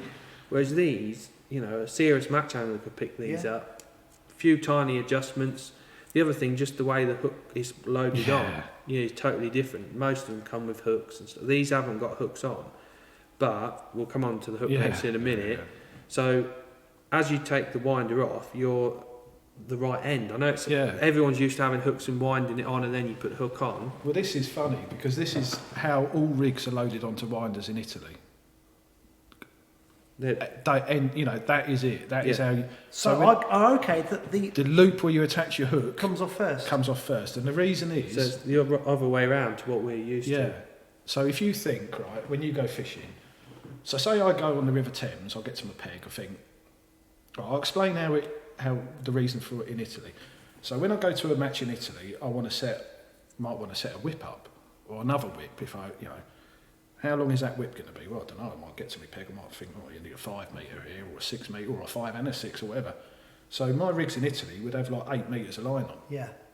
And I'd attach the hook to the loop, attach it to the butt of the whip, run it up the whip, connect it to the tip, all the surplus line is on the winder. You haven't had to take the whole rig off, then get in a fucking mess, right? Yeah. So when I started fishing in Italy, I think it was with my friend Max. We were somewhere and making a few rigs. He's like, "What are you doing?" I said, "I'm making me rigs, putting them on the winder." He's like, "No, you don't do it like that." And he showed me, and Milo's dad showed me as well. And another good thing about that is the loop where you attach your hook length is on the pole anchor. So you don't get a kink in it where it's been attached to the peg on the winder. Yes. Which on a finesse rig, like the flat. And the same thing, those rigs, I mean, the longer ones are 4.2 metres. What's a standard top 3, Alex? 2.8, 2.9.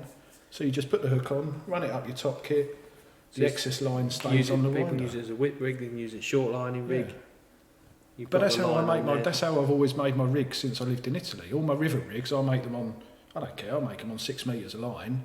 I'll get to my peg, get a top 5, put a rig on it. Oh, it's only 3 metres deep. Okay, well I'll chop 2 metres of line still on the winder. I'll chop a couple of metres off my rig, get it the right length, and then the other ones I'll run up the relevant length of top kit. It's quick, easy and practical. So yeah, that's why they're like that. Long answer to a short question. But that is just... But it's just something you've learned from Italy, isn't it? And now people contact me and say, I do all my rigs like that now. Yeah, makes perfect sense. I put them on that way round. I love the way the loop isn't round the peg. Yeah. Because that's danger area, isn't it? You don't want that Well, he sits off at an angle, doesn't it? Yeah. It's no good. No. That's attention to detail. That's amazing. Yeah. So you've got carbon squat and normal squat. Yeah.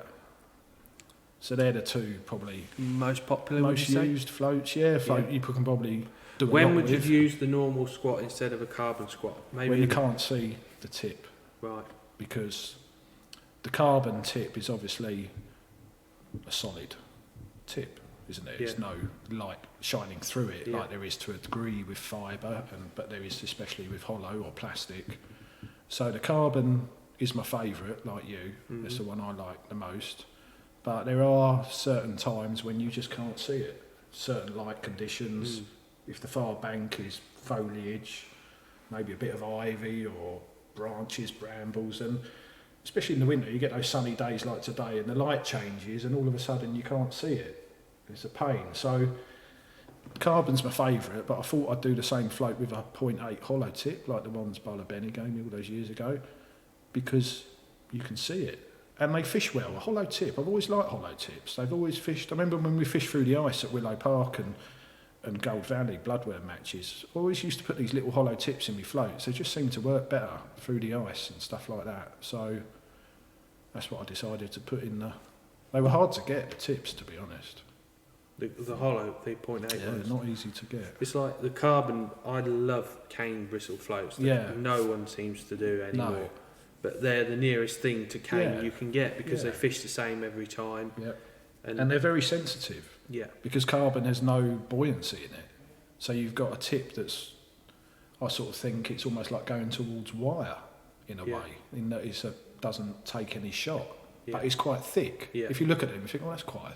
Well, we like thickish tip floats for rich fishing. A lot of people do. But, you know, if you showed that to maybe a French angler, he'd go...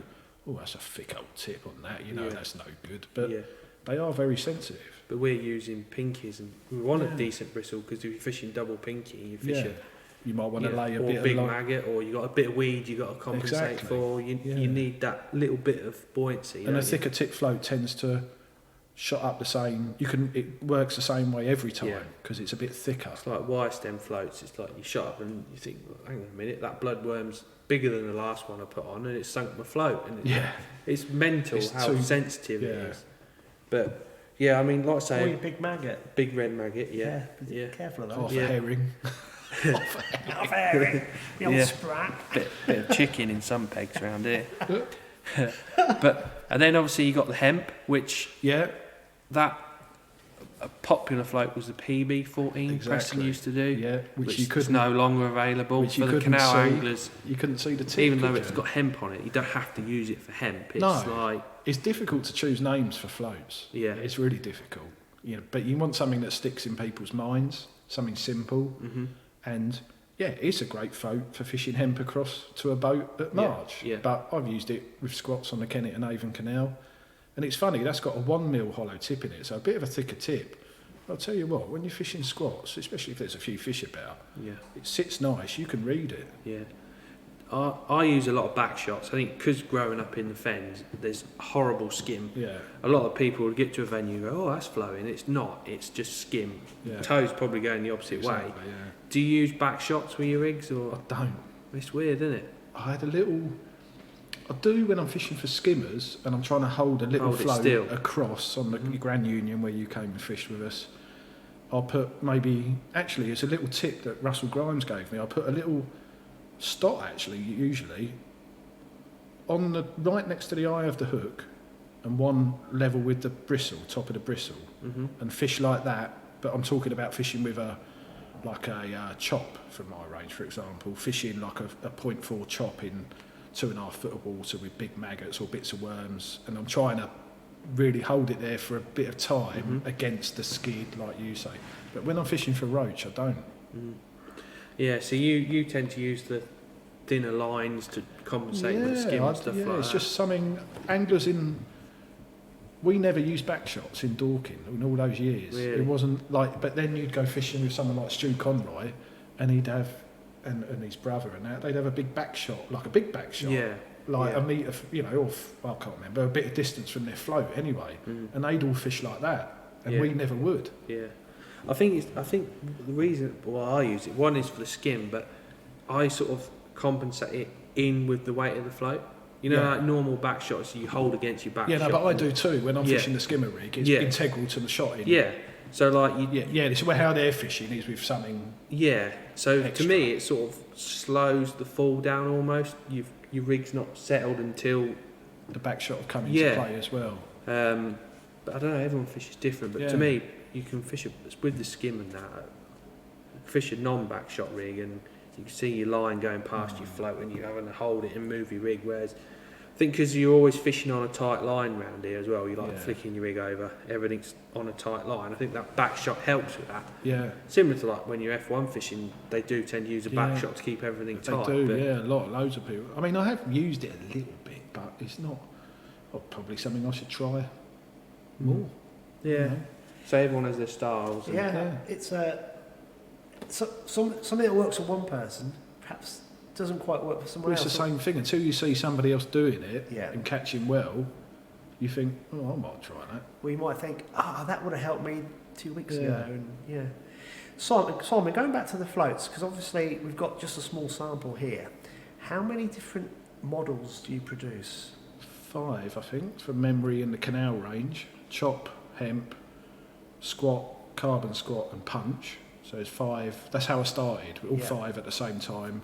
Some of them only in limited sizes, like the hemp started in 2 sizes, 0.1, 0.2. Now I do a 0.3 because there's no point having that float in bigger sizes for the job it's designed to do. It you know what I mean? More of a river float then, doesn't it? Yeah, so it's turning into something else. So a lot of the floats in the sizes go 0.1, 0.2, 0.3, 0.4, 0.5, 0.6. So you've got a comprehensive range in a limited weight diversity. You know what I mean? So you can be very precise. You can it's not like, I put a 0.2 up and a 0.4. This float don't come in a 0.3. I wish I had a 0.3. You know. But, so I tried to make it small range, but people can really dial in for specific for what it's designed for. For a good angler, that's like their thing. Well, that's all of your stuff that you're bringing out now is like aimed at that sort of market. You can be precise. It's for me, really. Yeah. So if I wanted to buy something, so Alex, you can answer this one. I'm interested in some of these rigs. Not the rigs, the floats. The floats, I need more advice. What would be the best way of me seeking this? Get in touch with a tackle shop supplying the floats. Yeah. Do you have them on the website? We've got them on eBay. Yeah, I mean we don't have a website yet, but it is on eBay. Cool. But like I say, you could buy this rig, like Simon was saying earlier, and buy all the components to copy it: the Ballabeni shot, the line, the winders.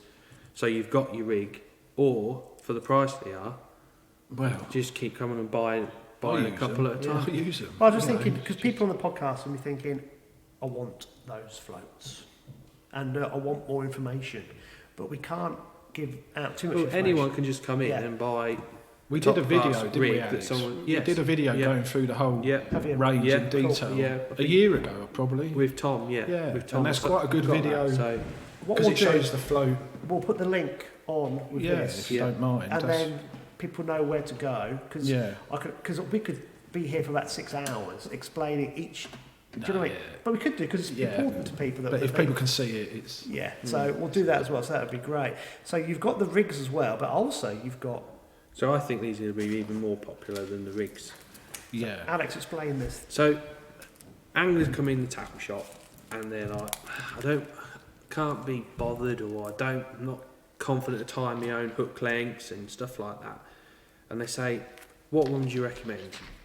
And for the last 10 years, or every time I struggle to go, well, that's what you want, mate, because that is exactly what you need for fishing Tid, Ramsey Waters, Benwick, wherever you're going, Canals, March, and there's like a few brands that there's a few more starting to do more natural venue hooks, but these are 5-inch for a start, which to me is the biggest advantage over all the others. The others are either 6-inch or 8-inch hook lengths, which are just too long for fishing around here. You need shorter hook lengths, get your dropper shot closer to your hook so you can see your bites quicker. You don't need to put one on your hook length so you're not damaging your line. And they're the right diameters. You know, a lot of the ready tied hook lengths now are either too big a hook like diameter line to the size of the hook, whereas these are balanced perfectly.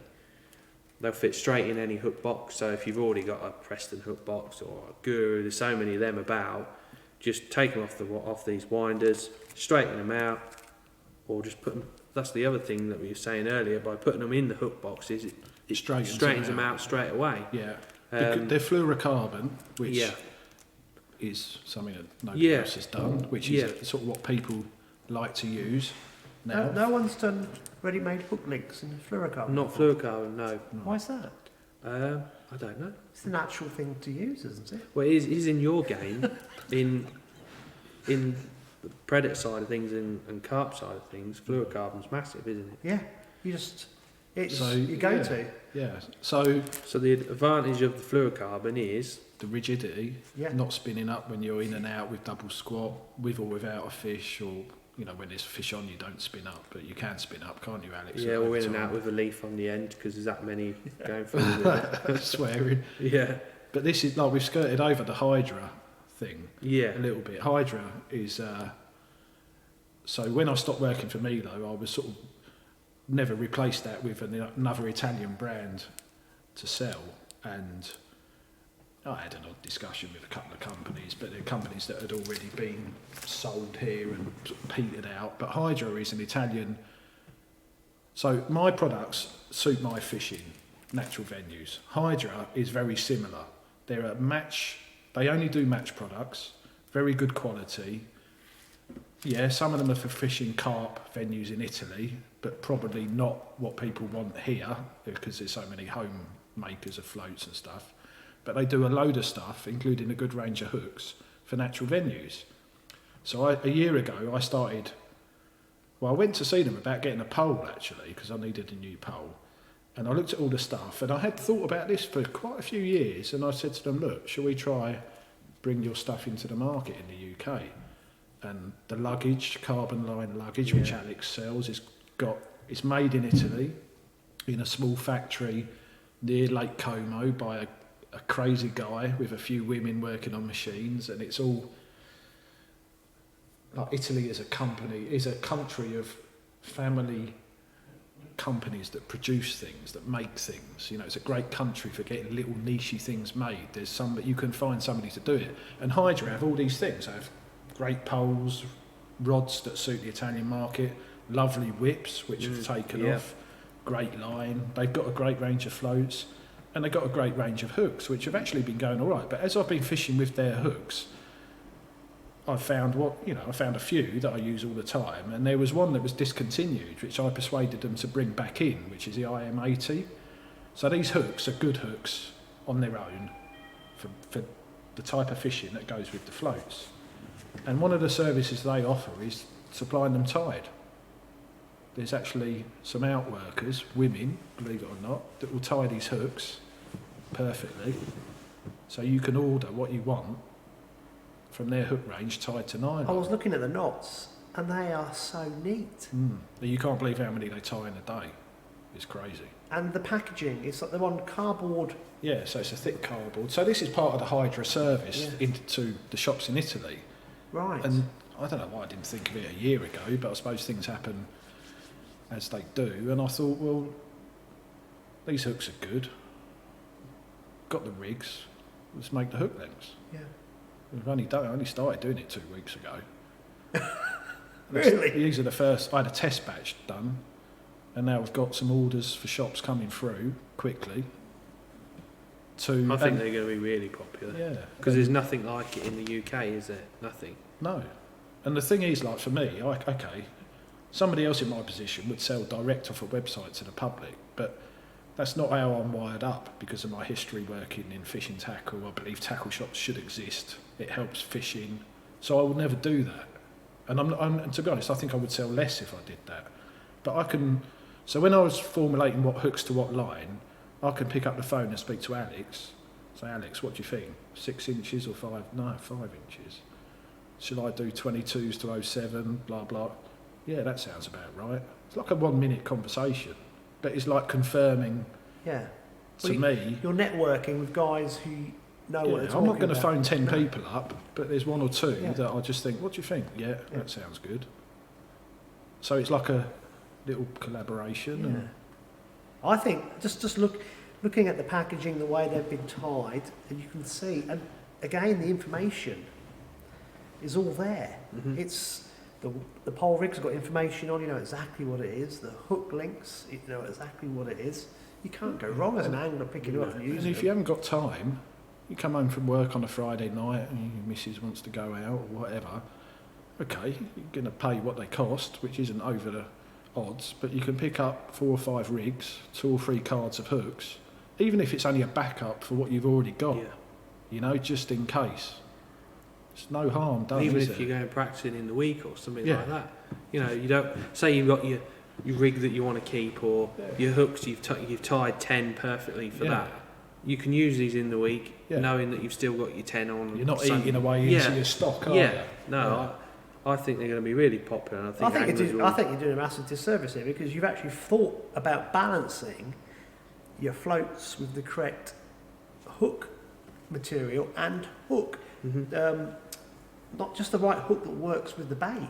So it's balanced. Yeah, that's right. I think this would be taking people who saying actually this is better what I'm tying than myself. Definitely. But I will be, you know, okay, like Alex, it's nice to do it all yourself and get it perfect, but I will fish with this stuff. Yeah. Just off as it is. Because like the line on the rigs, it's 010. It's quite thin. Yes. The shot, when I get the rigs made, I've done a design of where I want every shot, where I want the bulk in relation to the loop, supplied it to the guy, that's how he makes them every time. Wow. He doesn't just make them how he fancies on the day. They're done, every single rig is done, every shot is where I've said to put it.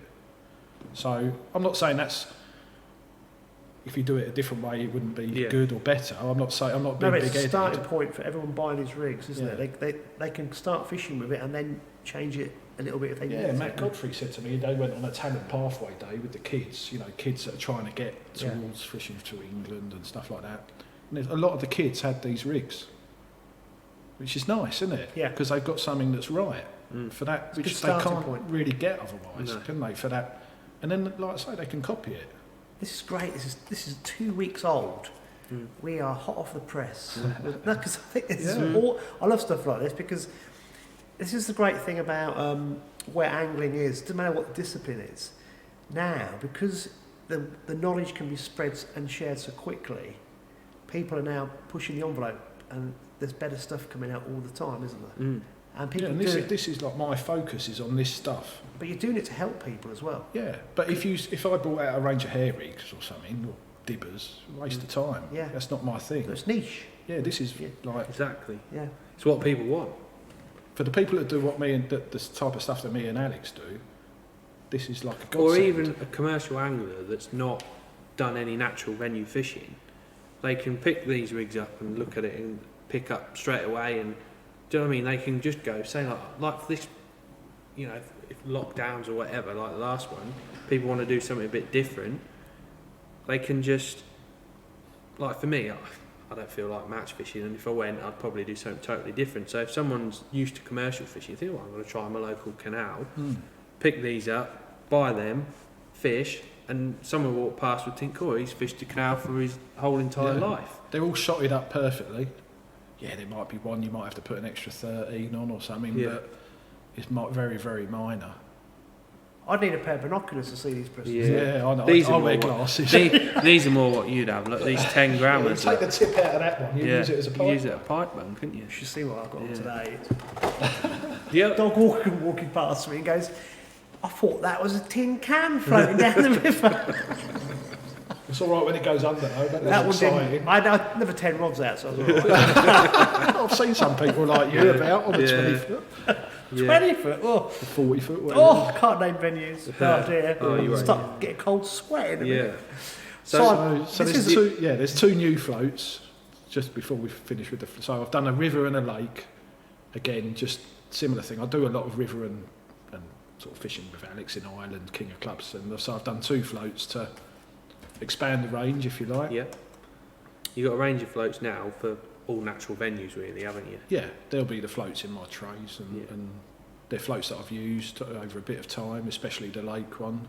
So the lake ones are the wire stem ones. No, so the carbon. Carbon is the lake. stem is lake, and they go up to... Yeah, bizarrely, in a way, they go up to 10 grams, Yeah. which is for fishing, more specifically, deep venues in Ireland. Yeah. I don't know, I just thought I'd do a float up to 10 grams, basically. I thought, Yeah. why not? And they've gone out already, quite a lot of them. But that carbon, that float, obviously up to 3 grams is what we're going to use for the majority of the time. It's a really good float. It works really well. When I get the samples, I'll give a few to people like, well, I can't name them because they're sponsored by other companies, I suppose. But I'll give a few out to my mates that I know fish like I do and get good feedback. And so I had the same conversation with Tom Moyer 2 weeks ago. He went, yeah, so-and-so is this, but I can't say anything because he's sponsored by Fox. I just stopped then just in time.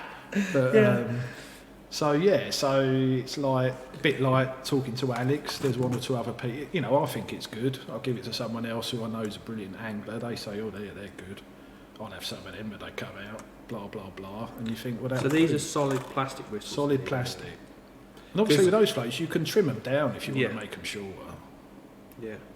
Yeah, I mean, that's the good thing about solid plastic, isn't it? Sorry? That's the good thing about solid Yeah. plastic. You can, if you want to adjust them slightly or whatever. If you want to put it on a 4 metre whip, you can chop a centimetre off the tip and 2 or 3 centimetres off the stem and change the flow. Well, what we'll do a not too long, a nice little short 3 or 4 minute video in a minute just to show everybody, and we'll link it to the podcast so people can see it. But we'll show the hook links, the rigs, Definitely. the floats. The other thing that I mean, if someone said to me 3-4 years ago, you're going to sell loads of flat floats, I would just laughed. I know the conditions and climate has changed, but I sell a lot of flat floats. Not just the ones I sell. No, just in general, flat floats across the board. I think a few anglers have been in match fishing and highlighted them, and I don't know, I just think anglers are more switched on to a different presentation. That is a technique that is moving forward at the moment, Yeah. or has done in the last year or 2. Yeah. Gone from, I did a video the other day for All In Angling EMAG on the Thames, and again, people are sort of saying, oh, that's interesting. And you got like flat floats. There's so many different types, isn't there? But there's a reason.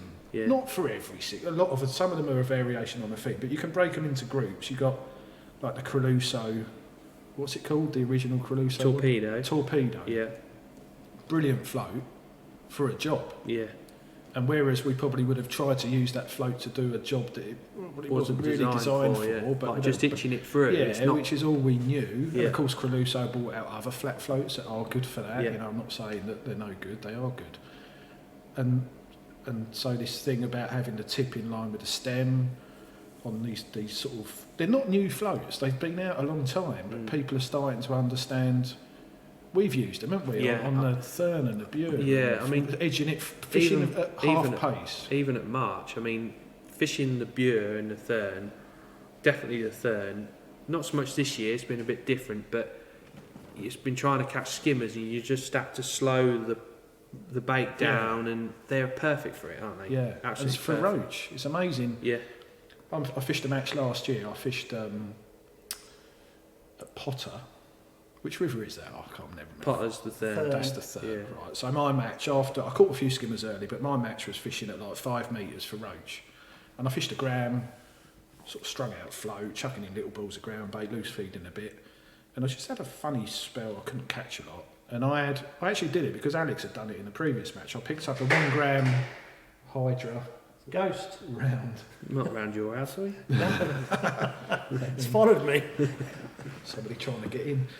I've heard the podcast, they want to get in. So this Hydra flat float, which is made of EVA instead of balsa, but got the tip in line with the stem, you can put it through at half pace. So I had one set up 1 gram, same weight, put a caster on, and it's like I started catching fish that I wouldn't have caught. Better fish, bigger size roach, only for about 40 minutes, and then I went back to the round one. But it was like there was other fish there feeding that I wasn't catching with a round float, but putting it through with a flat float, slower, it's just different, isn't it, Alex? Yeah, it's just different. I've normally associate flat floats sitting there on your hands waiting for like a bream or a big bait for a perch or something like that. Which is a great tactic. Yeah, in the right don't get me place. wrong, that's how we that's what a flat float's for, holding back, flooded river and so forth. But it's not. It just offers a totally different presentation. And even the back end of last year at March, because obviously the amount of rain. You had a match where you only caught everything on a flat float. Yeah, I've always been one flat float's not right, just fish along the line and stuff like that. But because of the design of these floats, it's exactly what you want. And, the river, March is one of them venues, when it's flowing, people tend to fish too heavy. Because it's only shallow, and people think, it's belting through, I've got to use a real heavy float. But by using a heavy float, you're fishing it completely wrong. Yeah. And with these little flat floats, normally 0.6 is your rig down the middle at March, 0.8 if it's moving. If you're using a gram, it's like in flooded pace normally. Yeah. But across, like using a heavy float in that depth of water ain't right. Whereas I've been using half gram, 0.75, where anglers have been going, I've used 2 gram float all day. Yeah. And it just, I don't know, just fishes totally different. It gets through the skim, you're in control of your rig more, and they just work. Yeah. And like I say, 2-3 years ago, we'd never dream of fishing a round or like a Cole McNavy I use as well, a little bit thinner bristle, and it just runs through, and it's like, like we were saying watching your mate years ago, presentation is everything, and not many people are doing it. We're invading their environment. They know what they want, and they can see things if it's not right. Yeah, I just think it's different presentation. It is. It's just, I don't know. I mean, who would have thought at March in fishing a 24 up with a half gram flat float, you'd be catching roach, catching nice dumpy roach at chuck? Who you'd have gone, whatever, mate. I did some underwater filming off my decking, and they're moody. Depends what happens. You can see, and it's interesting. Different, just throwing anything in, not old bread and stuff. You can get them going, but things happen, and different fish come in. And different the thing is, they get fish for all the time as well. Yeah. So and if you're doing a presentation that other people haven't been, it's like something they think. Well, they probably don't think that hasn't got a hook in it. They think that. I don't think they can think. They just think, they'll have it basically. Yeah. But you've got leaves on the bottom. You've got so many things that we can't see. I'll tell you what it reinforces is that the surface is going faster than the bottom a lot of the time. Massive. Yeah. Even on venues like Littleport, it's 18 foot deep. Yeah. Yeah. I mean, I watched in one of the practice matches this year. Stu Northrop was fishing it was like, they fish it a lot in Italy. It's weird looking, real long float type of thing, and he absolutely battered everyone around him. He didn't beat Simon Colclough on the MPEG, but that's an MPEG. But you could see why it was working with the skim, and because these venues, when they flow properly, and when they don't flow, they're so wind driven, it's unbelievable. But this, like his rig was going one way, which we're all trying to get your rig to go the right. Even at Benwick's a prime example. The wind's blowing one way, but the actual flow's going the other. Yeah. And it was doing that in 18 foot of water. It's mad. So where's your bait? And they're all the little things you have to work out when you're fishing. But people have been using them on deep canals. Yeah. Yeah. Like Steny and even lakes that are affected by tide. Yeah. As long as it's not too windy. If your pole's banging around all over the place, it's not. And the wind's got to be the right way as well. But if you can hold your pole still, you can fish it. And it's the same thing. Yeah, fish with your normal round float.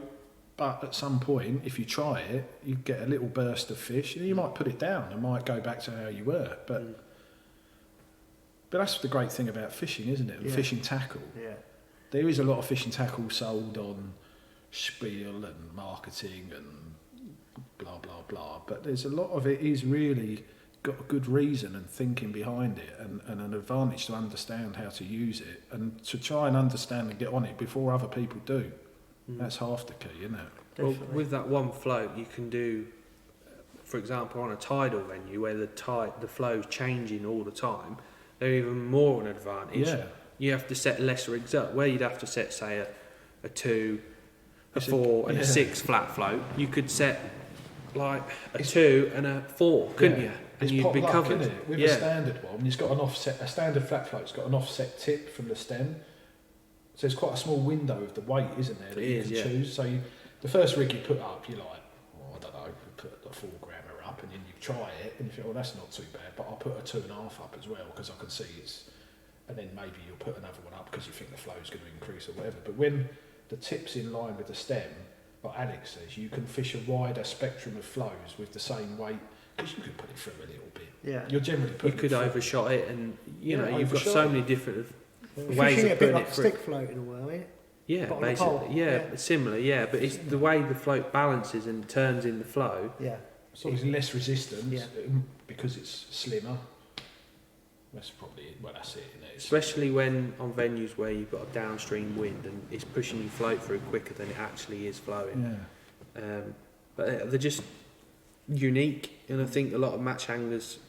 It's interesting Run that it. even in 2020, there's still a lot of scope for improvement in fishing equipment.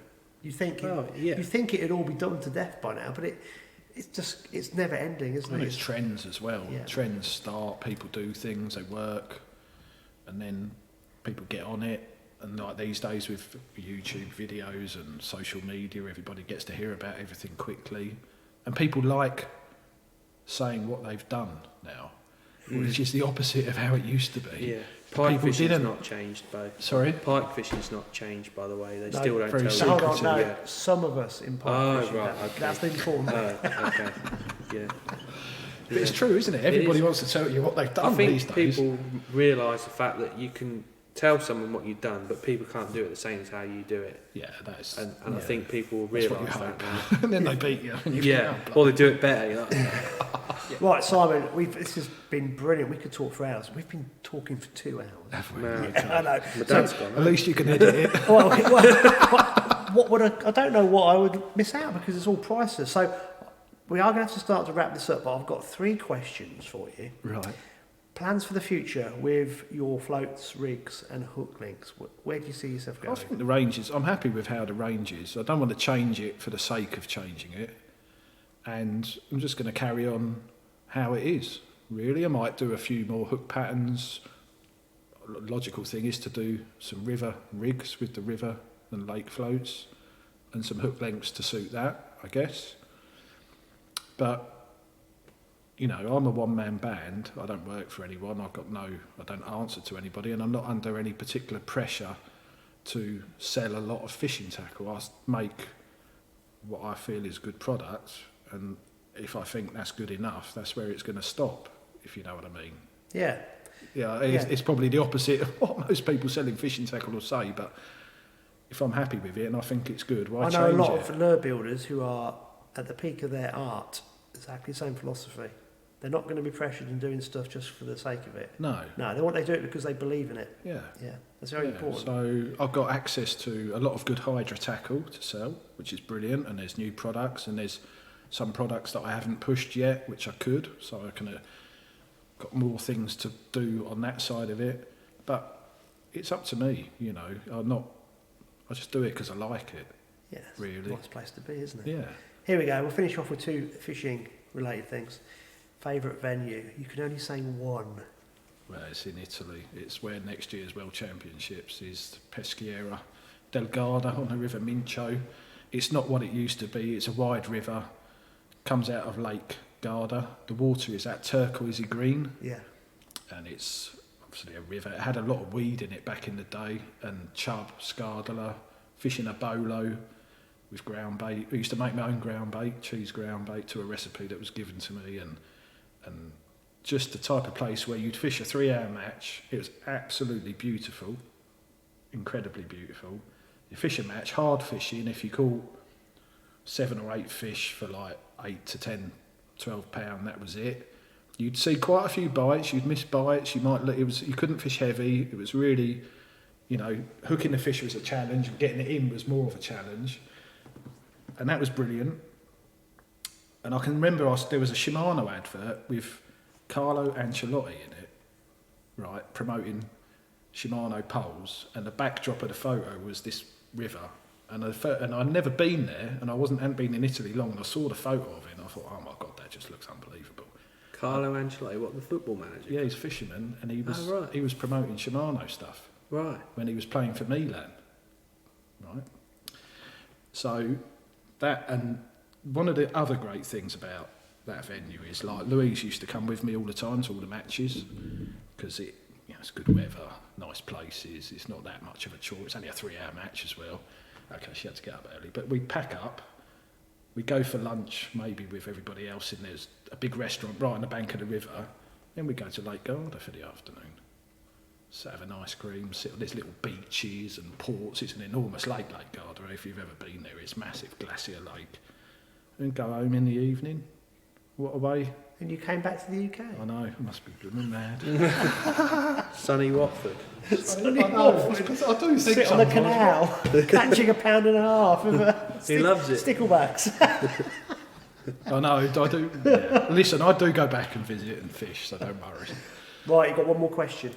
Favourite style of fishing? Well, it was the bolo. Unfortunately, you're going to say that. It was the bolo, 7 metre bolo. I had a 5 gram float. I always used to use the same float that was made out of pith. And like I say, I had my own ground bait and that. And where I lived in Italy, I lived in Milan, in the centre of Milan not for that long actually. And then I moved. I was really struggling to find somewhere to live. It wasn't easy. And I was working in this engineering department place, and a guy who was an angler said, I need to find another flat, because I moved so often. I said, I need to find another flat, somewhere I can stay, like me and Louise, stay for a while. He said, my friend's got a flat to rent in this town called Trezzo, which is between Milan and Bergamo. It's halfway. And it's Trezzo sul Adda. And Adda is a big river, which is very similar to Mincio at Peschiera. Say, it comes out of Lake Como, I think, and it's Lake Lecco, it comes out of, and it's the same colour water, again, chub, all fish like that, fast flowing, 3, 4, 5 metres deep. And we moved there, and I stayed there for 5 years, and that town was unbelievable. There was a big fishing club. When they had matches, like 200 people had come down to the river to watch the matches, non-fishermen, people from the town, and that was a river where you fished a bolo. That's how you fished it. Even if you went pleasure fishing, you had to take 4 kilos of ground bait, 7 metre bolo, and you fish for chub with ground bait and casters. And that is a bit like fishing a flat float in a big river. That is a type of fishing that is really, really interesting, and you have to concentrate, and the flow will change. It might be boiling, it might go smooth. Getting a bite was an achievement, and then getting the fishing was an achievement. And you could hook these chub, right? They're only fishing just past the pole line. You'd hook them, and they'd just go out to the middle of this river. Opposite was he was almost in a gorge with like woods opposite. Turquoise, fast-flowing river. Sun's out, you've got a chub on. It's up on the surface, like 30 metres out in this flow, and you're like, here we go, this is it, battle. And, and wow, what a way to fish. Wow. Just loved it. It's weird how you fish chub with ground bait. We'd never sort of fish for chub with ground bait. 4 metres deep, Alex, and hammering through. I suppose it's not like you're on a river where you're sort of building your peg and bringing them in like round here. Well, you're putting a lot of particles in it. Yeah. A lot of casters, maggots. Pegging's quite tight. Pegging's tight. Yeah. And maybe we could use ground. We don't fish for chub, do we? Full stop. But there aren't many about now, is there? But that was an exciting way of fishing. You had to, you're chucking balls of ground bait into 5 metre fast flowing river and casting your bolo up here, getting it to trim up, getting the line, getting on it. And you used to get liners off these chub where the casters would come out of the ground bait and the chub would be frenetic coming across it, and your float, every cast your float would go under, nothing. and then your float would go in, and it wouldn't trim up completely, and it would start tremoring, but it would be going exactly at the pace of the flow. There was a chub on, it's got it down here, can't spit it out, and you knew you'd got him. There was no escape. So, it's hard to explain maybe if you weren't there, but I used to love it. Brilliant. Alex, is there anything else you want to add? No, I think we've covered most of it. Simon, I can't edit this. Okay. So, listeners, you've got over 2 hours. It's absolutely brilliant. Twice the stuff. Well, yeah. You've got more angling knowledge and experience than people would have in 3 lifetimes, I think, already. It's amazing just talking to you. It's been good. I've had a good go at, since I went to Ven Ponds and blanked with the old Woolworths rod. From what's happened since, I can't complain. It's been amazing. I've met so many brilliant people in so many different countries, and it's nothing to complain about. Well, thank you for your time. No, thanks. I haven't waffled on too long. It's been I think people will find that very interesting. Yeah, definitely. Thanks for asking me to. We'll do the short bit It so gives a people bit can see it. of background to why you've sort of brought the product Yeah, out I as hope, well, it's nice if people can sort of appreciate there is some thinking. So, there's a hell of a lot of thinking. I can see exactly what you've done here, and these are amazing products. Yeah. And I think we need to get the video done and get them sold. Yeah. Alex has got Christmas presents to buy and needs to make some money. Yeah. He can't complain. Simon, thanks for your time. Yeah, you're welcome. Anytime.